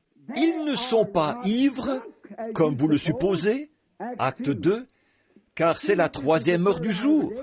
Mais c'est ici ce qui a été dit par Joël le prophète en ces mots. Dans les derniers jours, je répandrai mon esprit sur toute chair. » Qu'est-ce que c'est? Qu'est-ce que le Saint-Esprit? Très bien. Maintenant, remarquons encore. Promis aux croyants. Voilà ce qu'il est. Maintenant, ce Saint-Esprit, nous allons voir ce qu'il est. Pendant un instant. À qui est-il promis? Aux croyants. Maintenant, prenons Luc, le chapitre 24 de Luc. Écoutez ce que Jésus a dit, ses dernières paroles avant qu'il quitte la terre. Luc, chapitre 24. Et vous, qui prenez ça en note, là, vous pouvez le noter pour l'étudier demain, quand vous aurez plus de temps.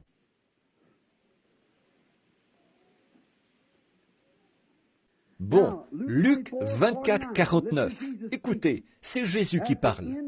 À la fin, comme il montait pour s'en aller dans la gloire, à son ascension, voici les paroles qu'il a dites à ses disciples. « Voici, j'enverrai sur vous ce que mon Père a promis. » Il a promis quoi?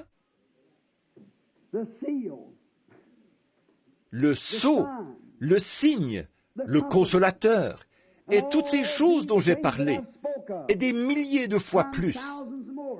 J'enverrai sur vous ce que mon Père a promis. Il a promis quoi? Ce qu'Ésaïe a dit qu'il allait venir. C'est par des hommes aux lèvres balbutiantes et en d'autres langues que je parlerai à ce peuple. Je vous enverrai ce repos.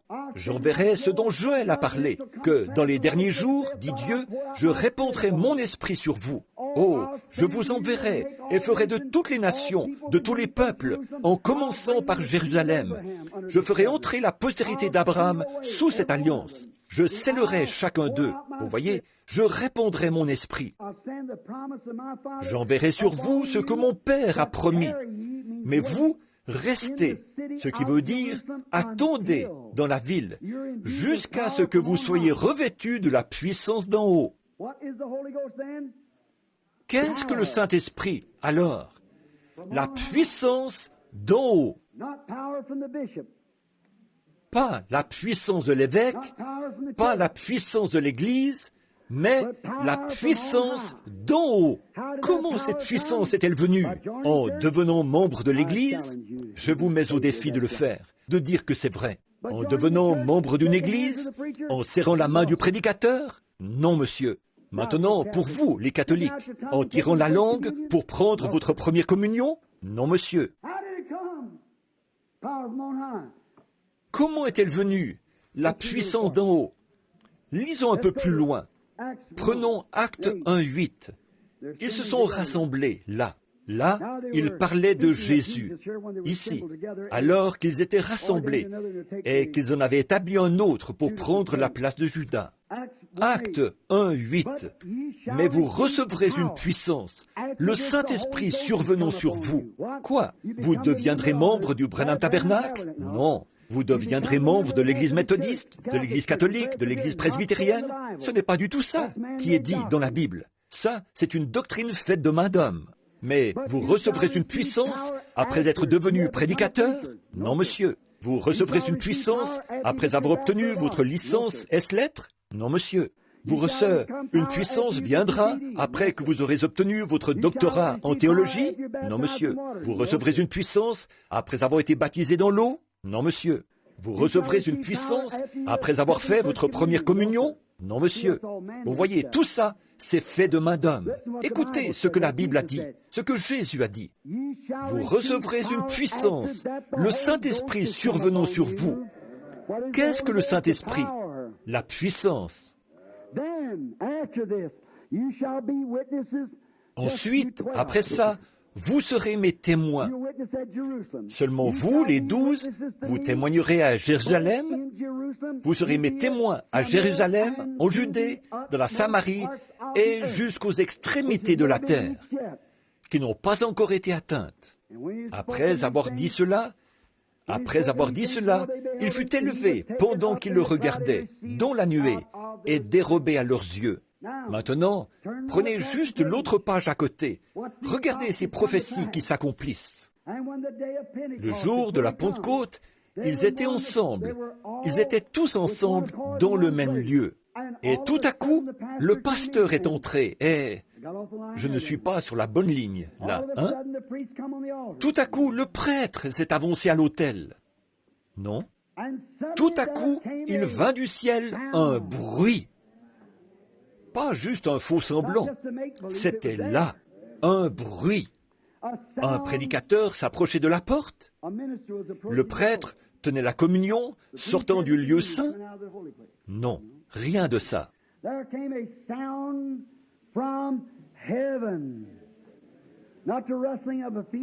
Il vint du ciel un bruit, pas un bruit de pas. Il vint du ciel un bruit comme un vent impétueux. Oh là là! Et il remplit toute la maison où ils étaient assis. Qu'est-ce que le Saint-Esprit? Voici où ils reçoivent la puissance. Voici où ils sont censés attendre. Voici ce qui s'est passé quand ils l'ont fait. Tout ça prophétisé dès la Genèse, tout le long, à partir d'Abraham. Il viendrait, et de quelle manière il viendrait, et les résultats qu'il y aurait. Qu'est-ce que c'est? Promis à l'Église, aux croyants, et remplit toute la maison où ils étaient assis. Des langues, semblables à des langues de feu, leur apparurent, séparées les unes des autres, et se posèrent sur chacun d'eux. Et ils furent tous remplis du Saint-Esprit, et se mirent à parler en d'autres langues, selon que l'Esprit leur donnait de s'exprimer. Maintenant, on va voir ça vendredi soir. On va en rester là pour tout de suite, vous voyez. Comment est-ce? C'est une promesse à l'Église, absolument, une promesse. Très bien. Maintenant, nous allons voir, après qu'ils ont été remplis, ils ont été scellés pour combien de temps? Combien ici ont le Saint-Esprit? Faites voir vos mains. Il y en a plus qui ont le Saint-Esprit qu'il y en a qui ne l'ont pas. Nous voulons que vous soyez l'un d'entre nous, frères, sœurs. Quand vous comprendrez ce que c'est l'Esprit de Dieu demeurant en vous pour faire les œuvres de Dieu. Chaque fois que Dieu envoyait de son esprit dans l'un de ses serviteurs, dans l'un de ses prophètes, dans l'un de ses enseignants, dans l'un de ses apôtres, ils étaient toujours rejetés par le monde. On les considérait comme fous dans tous les âges qu'il y a eu. Même que Paul, quand il s'est tenu devant Agrippa, il a dit, selon la voie qu'ils appellent hérésie. Qu'est-ce que de l'hérésie? De la folie. Selon la voie qu'ils appellent folie. Une bande de cinglés. C'est comme ça que j'adore le Dieu de nos pères. Je suis si heureux de dire, je suis l'un d'entre eux. Oui, monsieur, c'est vrai. Je suis si heureux de dire, je suis l'un d'entre eux. Maintenant, après qu'il est descendu sur eux, le Saint-Esprit les a rendus tellement amoureux les uns des autres qu'ils avaient tout en commun. Pas vrai? Oh là là, là là, quelle communion! On chante quelquefois ce cantique-là. Oh, quelle communion! Oh, quelle joie divine! C'est ça. Ça leur était égal. Ça leur était égal que le soleil brille ou pas. Ils ne demandaient pas à être couchés sur un lit de rose. Bon, je vais recevoir le Saint-Esprit. C'est ce que certaines personnes me disent. Monsieur Branham, si vous me garantissez que je deviendrai millionnaire, si vous me garantissez que je trouverai des puits de pétrole, et si je trouve des mines d'or, et que vous voyez, les gens enseignent ça, et ils enseignent un mensonge. Dieu n'a pas promis ces choses-là. Un homme qui a reçu le Saint-Esprit, qu'il ait à mendier son pain ou pas, ça lui est égal. Ça ne compte pas pour lui. Il est une créature qui est en route pour le ciel. Il n'a aucune attache ici, du tout. C'est vrai. Ça lui est égal. Advienne que pourra. Que les gens critiquent, qu'ils se moquent, que vous perdiez votre prestige. Qu'est-ce que ça peut vous faire? Vous êtes en route pour la gloire. Alléluia. Vos yeux sont fixés sur Christ et vous êtes en route. Ça vous est égal, ce que le monde peut dire. Voilà ce qu'est le Saint-Esprit.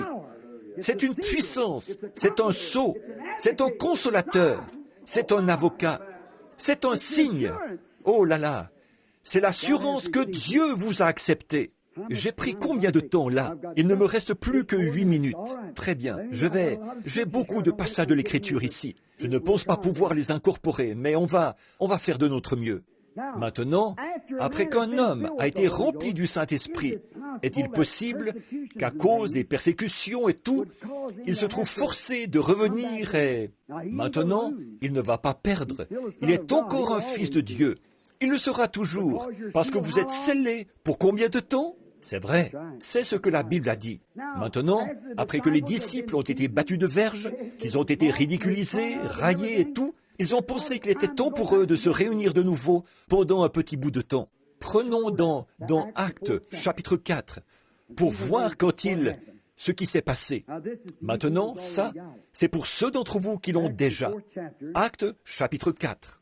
Là, Pierre et Jean avaient été battus de verge, mis en prison pour avoir guéri, pour avoir fait un service de guérison à la porte de l'église. Combien savent ça? Il y avait un homme étendu là, qui avait un genre d'infirmité au pied. Il ne pouvait pas marcher. Il était comme ça depuis 40 ans. Et Pierre est passé par là. Et il a dit, il a tendu sa coupe pour recevoir quelque chose dans sa coupe, pour pouvoir manger. Et Pierre a montré qu'il était un prédicateur rempli du Saint-Esprit. Il n'avait pas d'argent. Il a dit, je n'ai ni argent ni or. Vous voyez, il ne se souciait pas de ça. Mais il était une créature qui était en route pour le ciel. Oh, comme j'aimerais qu'on ait le temps d'insister là-dessus pendant un instant, là. Vous voyez, il était en route pour le ciel. Il était consolé, il avait l'esprit, il avait la puissance. Il a continué son chemin et il a dit, je n'ai ni argent ni or, mais ce que j'ai, je te le donnerai. Sans doute que l'homme a dû dire, qu'est-ce que vous avez, monsieur? J'ai la foi, j'ai quelque chose dans mon cœur qui a commencé il y a à peu près 10 jours. J'étais là-haut dans la chambre haute et tout à coup, toutes les promesses que Dieu avait faites. J'avais marché avec Jésus-Christ pendant 3 ans et demi. J'ai pêché avec lui là-bas. Je ramenais du poisson. J'ai fait toutes ces choses. Et je l'avais vu guérir les malades. Il n'arrêtait pas de me dire, le Père est en moi. Mais quand je partirai, il viendra en toi. Alors, je n'arrivais pas à comprendre ça. Mais il a dit, mais je ne m'attends pas à ce que tu le comprennes. On ne comprend pas ces choses-là. On les reçoit, c'est tout. Je ne le comprends pas encore. Et ne me dites pas que vous comprenez, parce que vous ne comprenez pas, voyez? Alors, je ne peux pas le comprendre, je ne peux pas l'expliquer, mais il y a une chose que je sais, c'est que je l'ai. Mais vous dites, ce n'est pas scientifique ça. Oh, mais bien sûr que ça l'est. Regardez ces lumières. Quand Benjamin Franklin a saisi ça, il a dit, je l'ai. Il ne savait pas ce qu'il avait, mais il l'avait. Et je veux que quelqu'un vienne me dire ce soir ce qu'est l'électricité.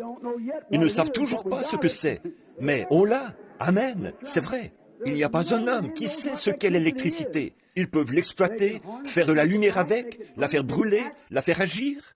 Mais elle est produite par des générateurs, 2 pièces qui tournent ensemble, comme ça. Elle produit ça, et c'est tout ce qu'ils en savent. Elle donne de la lumière, elle contient de la puissance. Et c'est comme l'Esprit de Dieu. Quand vous avez une pièce qui est vous, et que l'autre pièce, c'est Dieu, et que vous les faites tourner ensemble, comme ça va faire quelque chose pour vous. C'est vrai, ça va donner de la lumière, ça va donner de la puissance. Vous ne savez pas ce que c'est, et vous ne saurez jamais ce que c'est. Mais quand vous l'avez, vous le savez. Ça c'est sûr, et c'est pour vous, c'est à vous, c'est l'assurance, c'est vrai. Qu'est-ce que cette lumière-là montre? C'est l'assurance, la lumière est bien là. Maintenant, remarquez ceci, donc vous ne savez pas ce que c'est, mais ces gens-là ont dit, eh bien, ils ont dit qu'ils savaient une chose. Nous savons que ce sont des ignorants, encore des cinglés, vous voyez, comme le jeune Allemand disait qu'il l'était, voyez. Ils ont dit, ils sont ignorants et sans instruction, mais ils ont été avec ce pécheur, ce charpentier là-bas, qu'on appelle Jésus. Ça, je peux vous le dire, parce qu'ils font les mêmes choses que lui. Voilà ce qu'est le Saint-Esprit. C'est Jésus qui vit dans un pécheur ignorant, dans un charpentier, ou quoi encore, dans un prédicateur ignorant, peu importe. C'est un homme qui veut être ignorant pour ce qui est des choses du monde. Et laissez-le, Jésus, entrer en lui, l'Esprit de Dieu, le sceau, le consolateur. Le prestige, ça ne compte pas pour lui. Tout ce qu'il veut, c'est Dieu. Quand Dieu mettait de l'ordre, il a dit, vous les Lévites, je vous ai tous appelés pour que vous soyez des sacrificateurs. Et tous vos frères, les autres, les 12 tribus et les 11 autres tribus, vous payeront la dîme. Quand vous aurez 9 boisseaux de pommes, versez-en un boisseau aux Lévites. Quand vous ferez passer vos brebis dans le couloir ici, prenez la 10e brebis. Peu m'importe qu'elle soit petite ou grosse, qu'elle soit grasse ou maigre, elle appartient aux Lévites. Maintenant, vous les Lévites, quand vous recevrez tout ça, alors vous aussi, vous donnerez la dîme à l'Éternel. Vous ferez l'offrande agitée, les offrandes par élévation, les différentes offrandes. Vous donnerez la dîme à l'Éternel. Il a dit, Moïse, quant à ta part, c'est moi qui suis la tienne. Oh là là, il a dit, je suis ta portion qui satisfait pleinement. Et voilà ce que le Saint-Esprit est pour l'Église aujourd'hui. Je n'ai ni argent, ni or, mais j'ai une portion qui satisfait pleinement. Alléluia! De l'instruction, c'est à peine si je peux lire ce livre, mais j'ai une portion qui satisfait pleinement. C'est bien. Un doctorat, je n'en ai pas. pas de doctorat en philosophie ou de doctorat en droit, ni rien d'autre. Mais il y a une chose que j'ai, c'est la portion qui satisfait pleinement. C'est cette part-là que je veux, c'est cette part-là que Dieu veut que vous ayez. Débarrassez-vous de toutes ces autres choses-là, de tout le prestige et tout le reste, et avancez-vous pour recevoir la portion de Dieu qui satisfait pleinement. En effet, ce que vous avez qui appartient à cette terre, vous le laisserez ici quand vous partirez. Mais si vous avez la portion qui satisfait pleinement, elle vous fera monter. C'est sûr et certain. Aujourd'hui, on prend toujours des assurances pour donner à celui qui en terre. Procurons-nous la portion de Dieu qui satisfait pleinement, et on aura celui qui enlève au lieu de celui qui enterre. Vous savez, ils fonctionnent tous les deux. Maintenant, voyons voir. Après avoir été relâchés, ils allèrent vers les leurs. Ils ne sont pas retournés vers les sacrificateurs. Vous voyez, ça montrait qu'ils l'avaient. Ils n'allaient pas encore retourner vers ce vieux formalisme froid. Non, retourner et dire « Mais regardez donc ce qu'ils nous ont fait !» Non, non. Ils avaient leurs propres amis. Il n'y en avait qu'environ une douzaine là-bas. Mais ça leur suffisait comme amis, une toute petite poignée de gens. Après avoir été relâchés, après qu'on les a battus de verge et menacés en disant « Si jamais vous baptisez encore au nom de Jésus » ou « Oh, je voulais dire le... » Enfin, c'est ça, voyez. Si jamais vous prêchez encore au nom de Jésus, que vous faites quoi que ce soit, vous aurez affaire à nous. Ils ont dit « C'est toute une menace. Allons vers les autres frères. » Oh, c'est comme ça qu'il faut faire. L'union fait la force. L'union fait la force. Ils ont dit, allons donc vers les autres frères pour voir ce qu'on peut faire. Là, ils se sont tous réunis et ils racontaient différentes expériences. Après avoir été relâchés, ils allèrent vers les leurs et racontèrent tout ce que les principaux sacrificateurs et les anciens leur avaient dit. Lorsqu'ils l'eurent entendu, ils élevèrent à Dieu leur voix tous ensemble. Maintenant, écoutez ce qu'ils ont dit. Regardez-le, regardez-les. Ils ne sont pas retournés en disant « Oh, quelque chose comme « Oh Seigneur, je suis vraiment désolé. » Non, ils étaient déjà sauvés. Ils étaient remplis de l'Esprit. Ils avaient la vie éternelle. Élevèrent la voix tous ensemble et dirent « Seigneur, tu es le Dieu. » Amen. J'aime vraiment ça, frère Palmer. J'aime ça. Tu es le Dieu. Ça, nous le savons, qui a fait les cieux, la terre, la mer et tout ce qui s'y trouve. C'est toi qui as dit par le Saint-Esprit, par la bouche de notre Père, ton serviteur David. Maintenant, regarde bien, tu vas revenir et dire, voyons, on n'est pas... Maintenant, tu vas aller là-bas et dire, mais là, Seigneur, attends un peu, là, il se moque pas mal de moi, là. Est-ce qu'il n'a pas dit qu'il le ferait? Tous ceux qui vivent pieusement en Jésus-Christ seront persécutés. Mais tu sais, mon patron m'a dit que s'il m'attrapait à... Est-ce qu'ils n'ont pas dit qu'ils diraient ça? Mais tu sais, ils m'ont traîné devant les tribunaux l'autre jour pour ça. Est-ce qu'il n'a pas dit, vous serez menés devant des rois et des gouverneurs à cause de mon nom? Ne vous inquiétez pas de ce que vous direz, car ce n'est pas vous qui parlez. J'ai vu ça se produire hier. C'est le Saint-Esprit qui demeure en vous. C'est lui qui parlera. Vous voyez, lui, c'est exact, très bien. Ne vous inquiétez pas de ce que vous direz. Seigneur, c'est toi qui as dit, par ta bouche de notre Père, ton serviteur David, pourquoi ce tumulte parmi les nations et cette vaine pensée parmi les peuples? Les rois de la terre se sont soulevés et les princes se sont ligués contre le Seigneur et contre son oint. En effet, Seigneur, contre ton Saint-Fils Jésus, que tu as oint, Hérode et Ponce Pilate se sont ligués dans cette ville avec les nations et avec les peuples d'Israël pour faire tout ce que ta main et ton conseil ont arrêté d'avance. Oh là là, j'aime ça. Seigneur, voilà qu'ils font exactement ce que tu as dit qu'ils feraient. Qu'est-ce que la Bible a dit? Dans les derniers jours, il y aura des moqueurs, emportés, enflés d'orgueil, aimant le plaisir plus que Dieu, déloyaux, calomniateurs, intempérants, ennemis des gens de bien, ayant l'apparence de la piété, mais reniant. Eux, ils ne sont jamais allés là-haut pour recevoir une puissance, le Saint-Esprit survenant sur vous, ayant l'apparence de la piété, mais reniant ceux qui ont fait la force. Éloigne-toi de ces hommes-là. Voilà ce qu'est le Saint-Esprit. Voyez, ce qui est arrêté. Maintenant, Seigneur, vois leurs menaces et donne à tes serviteurs que nous puissions annoncer ta parole avec une pleine assurance. Oh, j'aime ça. Ôtez ce vieil os de poulet de là et mettez-y une vraie colonne vertébrale. Maintenant, regardez bien, d'annoncer tes paroles avec une pleine assurance, en étendant ta main pour qu'il se fasse des guérisons. Oh, frère, les démons ne meurent pas, mais le Saint-Esprit non plus, voyez. Étendons ta main pour qu'il se fasse des guérisons, des miracles et des prodiges, par le nom de ton Saint-Fils Jésus. Vous voyez pourquoi ils faisaient tant d'histoires, n'est-ce pas? Ils font la même chose aujourd'hui, mais ça ne les avance absolument à rien.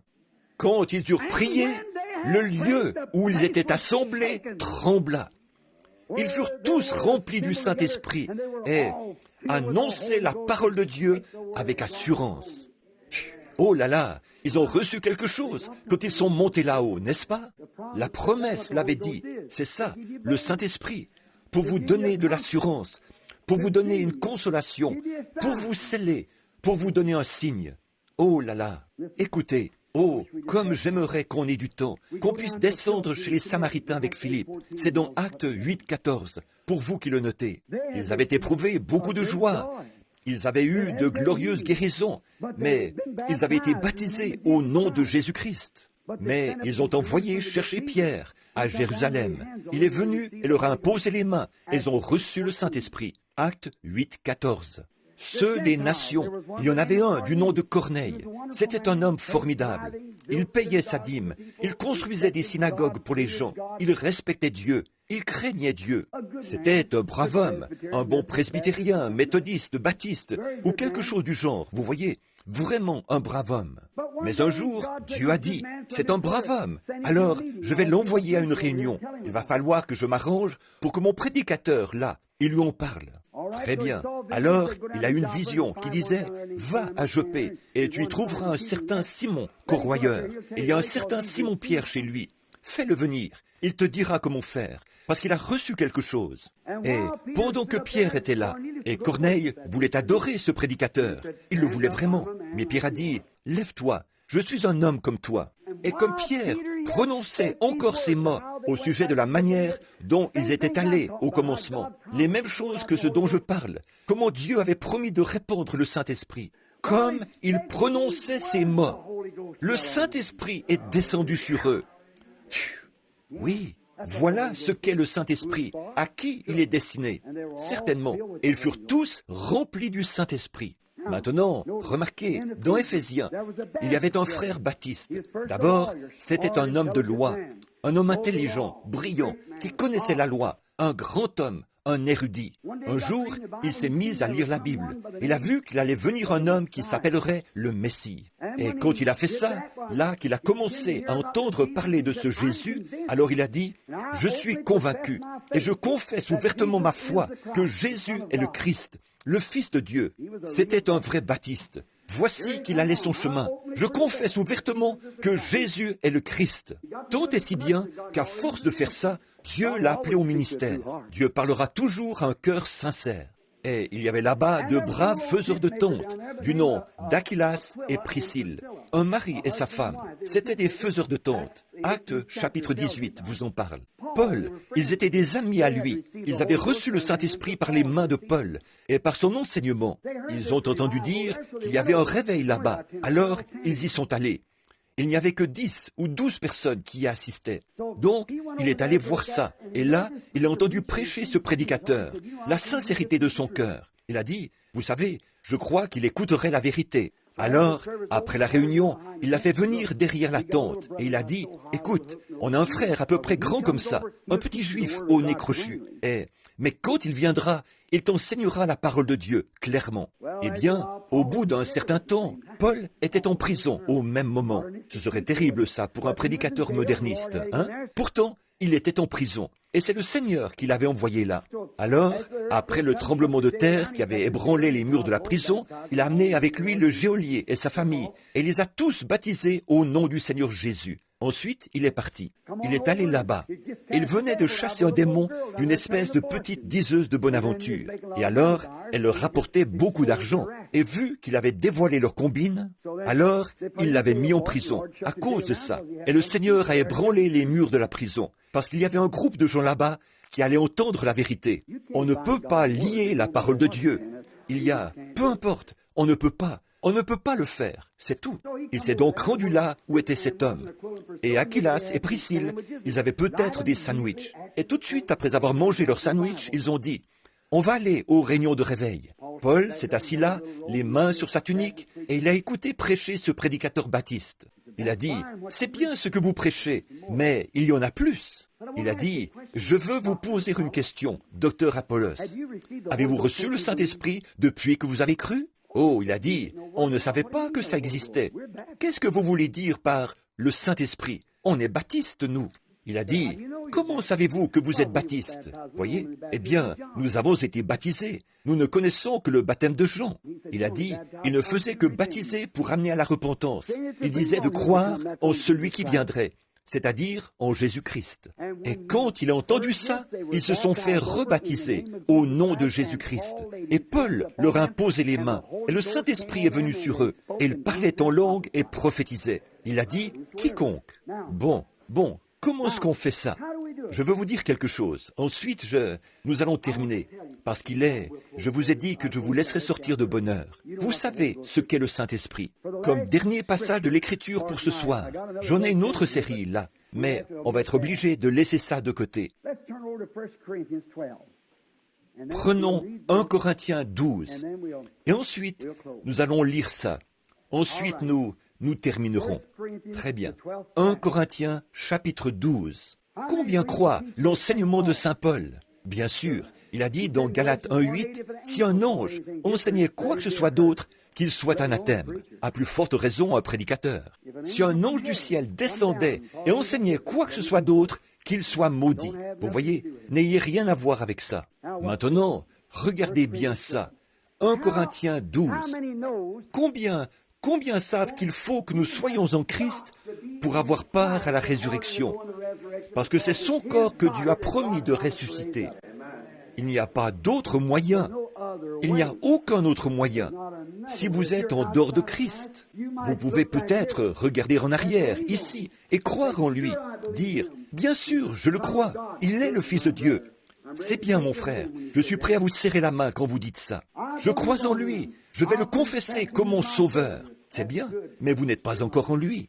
Je vais serrer la main au prédicateur, je vais confesser mes péchés. Ce n'est pas encore être en lui. Maintenant, regardez, voyez ce que Paul a dit. Comment on entre en Christ? Comment va-t-on savoir que vous faites partie de la circoncision? Avec Abraham, il donnait un signe. Écoutez ça maintenant. 1 Corinthiens chapitre 12. Et commençons au verset 12. Car comme le corps est un, il y a plusieurs membres.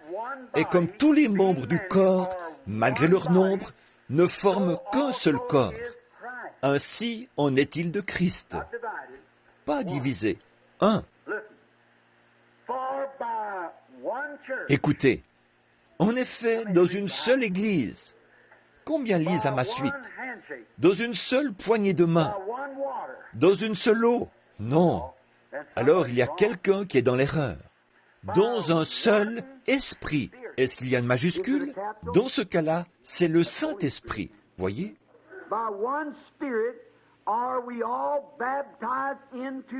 Nous avons tous été baptisés dans un seul esprit pour former un seul corps, soit juif, soit grec, soit esclave, soit libre.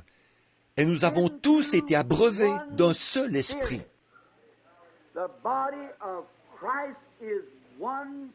Le corps de Christ est un seul esprit, où chaque membre, de la Pentecôte jusqu'à maintenant, boit du même vin nouveau, du même Saint-Esprit, produisant les mêmes résultats.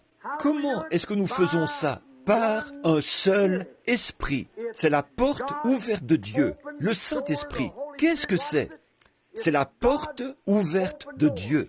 C'est un signe, c'est un sceau, c'est un consolateur, c'est un avocat, c'est une assurance, c'est le repos, c'est la paix, c'est la bonté, c'est la guérison, c'est la vie. C'est la porte ouverte de Dieu qui donne accès à toutes ces choses. C'est la porte ouverte de Dieu qui donne accès à Christ, qui a Dieu a prouvé qu'il a ressuscité Jésus d'entre les morts. Et ceux qui sont morts en Christ, Dieu les ramènera par lui dans la résurrection. N'attristez pas le Saint-Esprit, par lequel vous êtes scellés en Christ jusqu'au jour de votre rédemption. Combien croient ça? Qu'est-ce que Christ? Qu'est-ce que le Saint-Esprit? Ce n'est pas quelque chose dont les gens se moquent. En fait, oui, c'est quelque chose dont les gens se moquent, mais pas pour le croyant. Pour l'incroyant, je souhaiterais avoir 2 ou 3 longues semaines. Comme ça, j'aimerais prendre demain soir pour vous dire ce qu'il est pour l'incroyant. Je vais juste prendre un instant pour énumérer ça rapidement.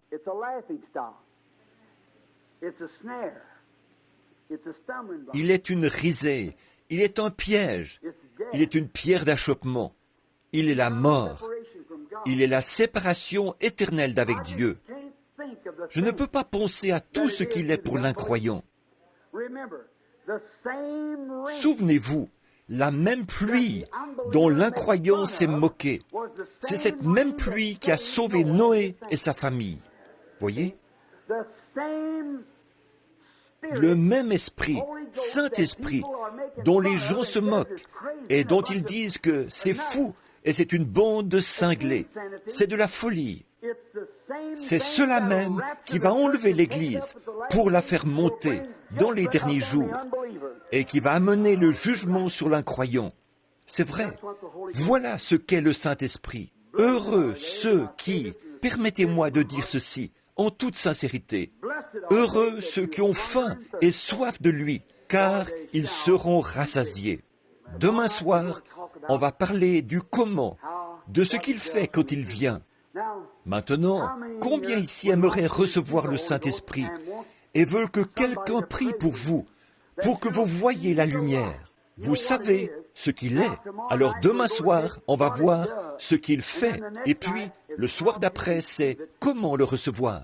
Ensuite, nous allons faire venir des personnes, leur donner des instructions. Et tout de suite après, on va aller dans les pièces et rester là, s'il le faut, tout le temps de Noël. C'est vrai, jusqu'à ce que le Saint-Esprit vienne. Nous allons l'aborder sur la base solide de la Bible. Nous allons nous en approcher et le recevoir, exactement comme Dieu l'a promis et comme il est descendu au commencement. C'est pour faire comme ça qu'on est ici. Peu importe ce qu'on peut dire ailleurs, la parole de Dieu occupe la première place dans mon cœur. C'est vrai. Et je veux ce que Dieu me réserve. S'il y a autre chose, ouvre les cieux, Seigneur, parce que mon cœur est ouvert pour le recevoir. C'est vrai. Combien le veulent? Maintenant, levez la main pour dire « Priez pour moi ». Maintenant, pendant que vous gardez la main levée. Père Céleste, nous avons enseigné longuement, mais ton esprit est ici. Il y a des mains levées en ce moment.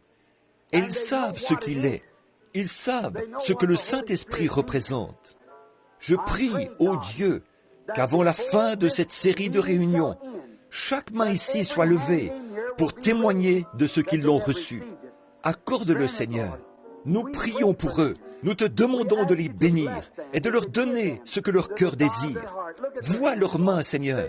Ils t'aiment. Ils veulent le recevoir. Ils savent qu'ils ne peuvent pas aller.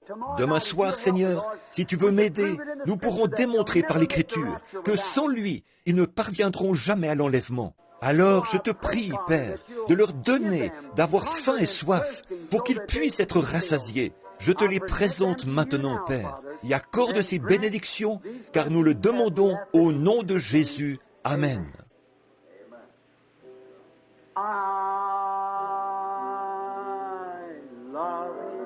Je l'aime.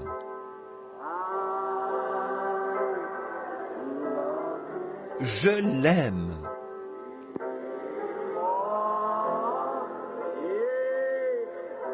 Parce qu'il m'a aimé le premier.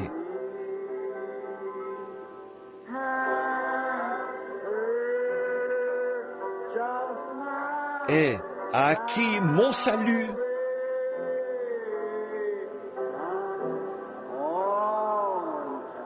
sur le bois du calvaire. Je veux dire ceci avant que nous continuions à chanter. Je veux rencontrer quelques prédicateurs dans la pièce, ici, vendredi soir, avant la réunion. Vous voyez, vendredi soir.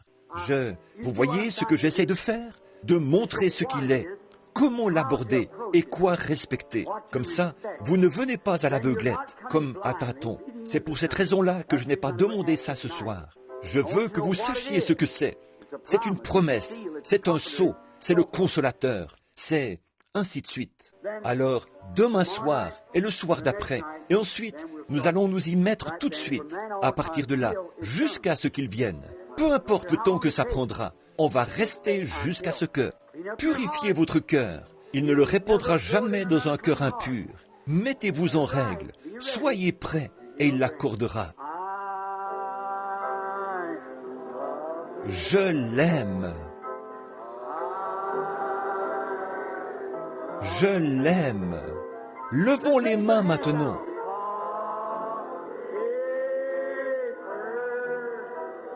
Parce qu'il m'a aimé le premier. Et a acquis mon salut.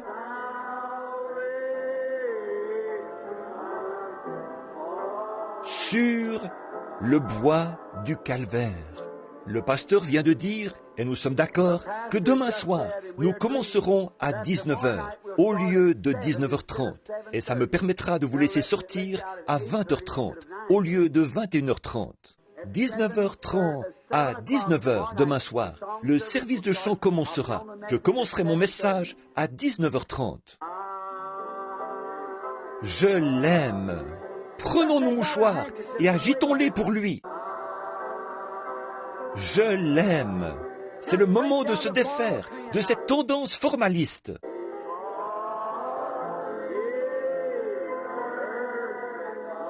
Parce qu'il m'a aimé le premier.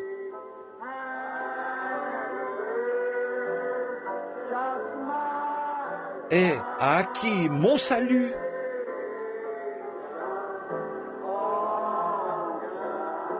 Sur le bois du calvaire. Très bien maintenant, votre pasteur, frère Neville.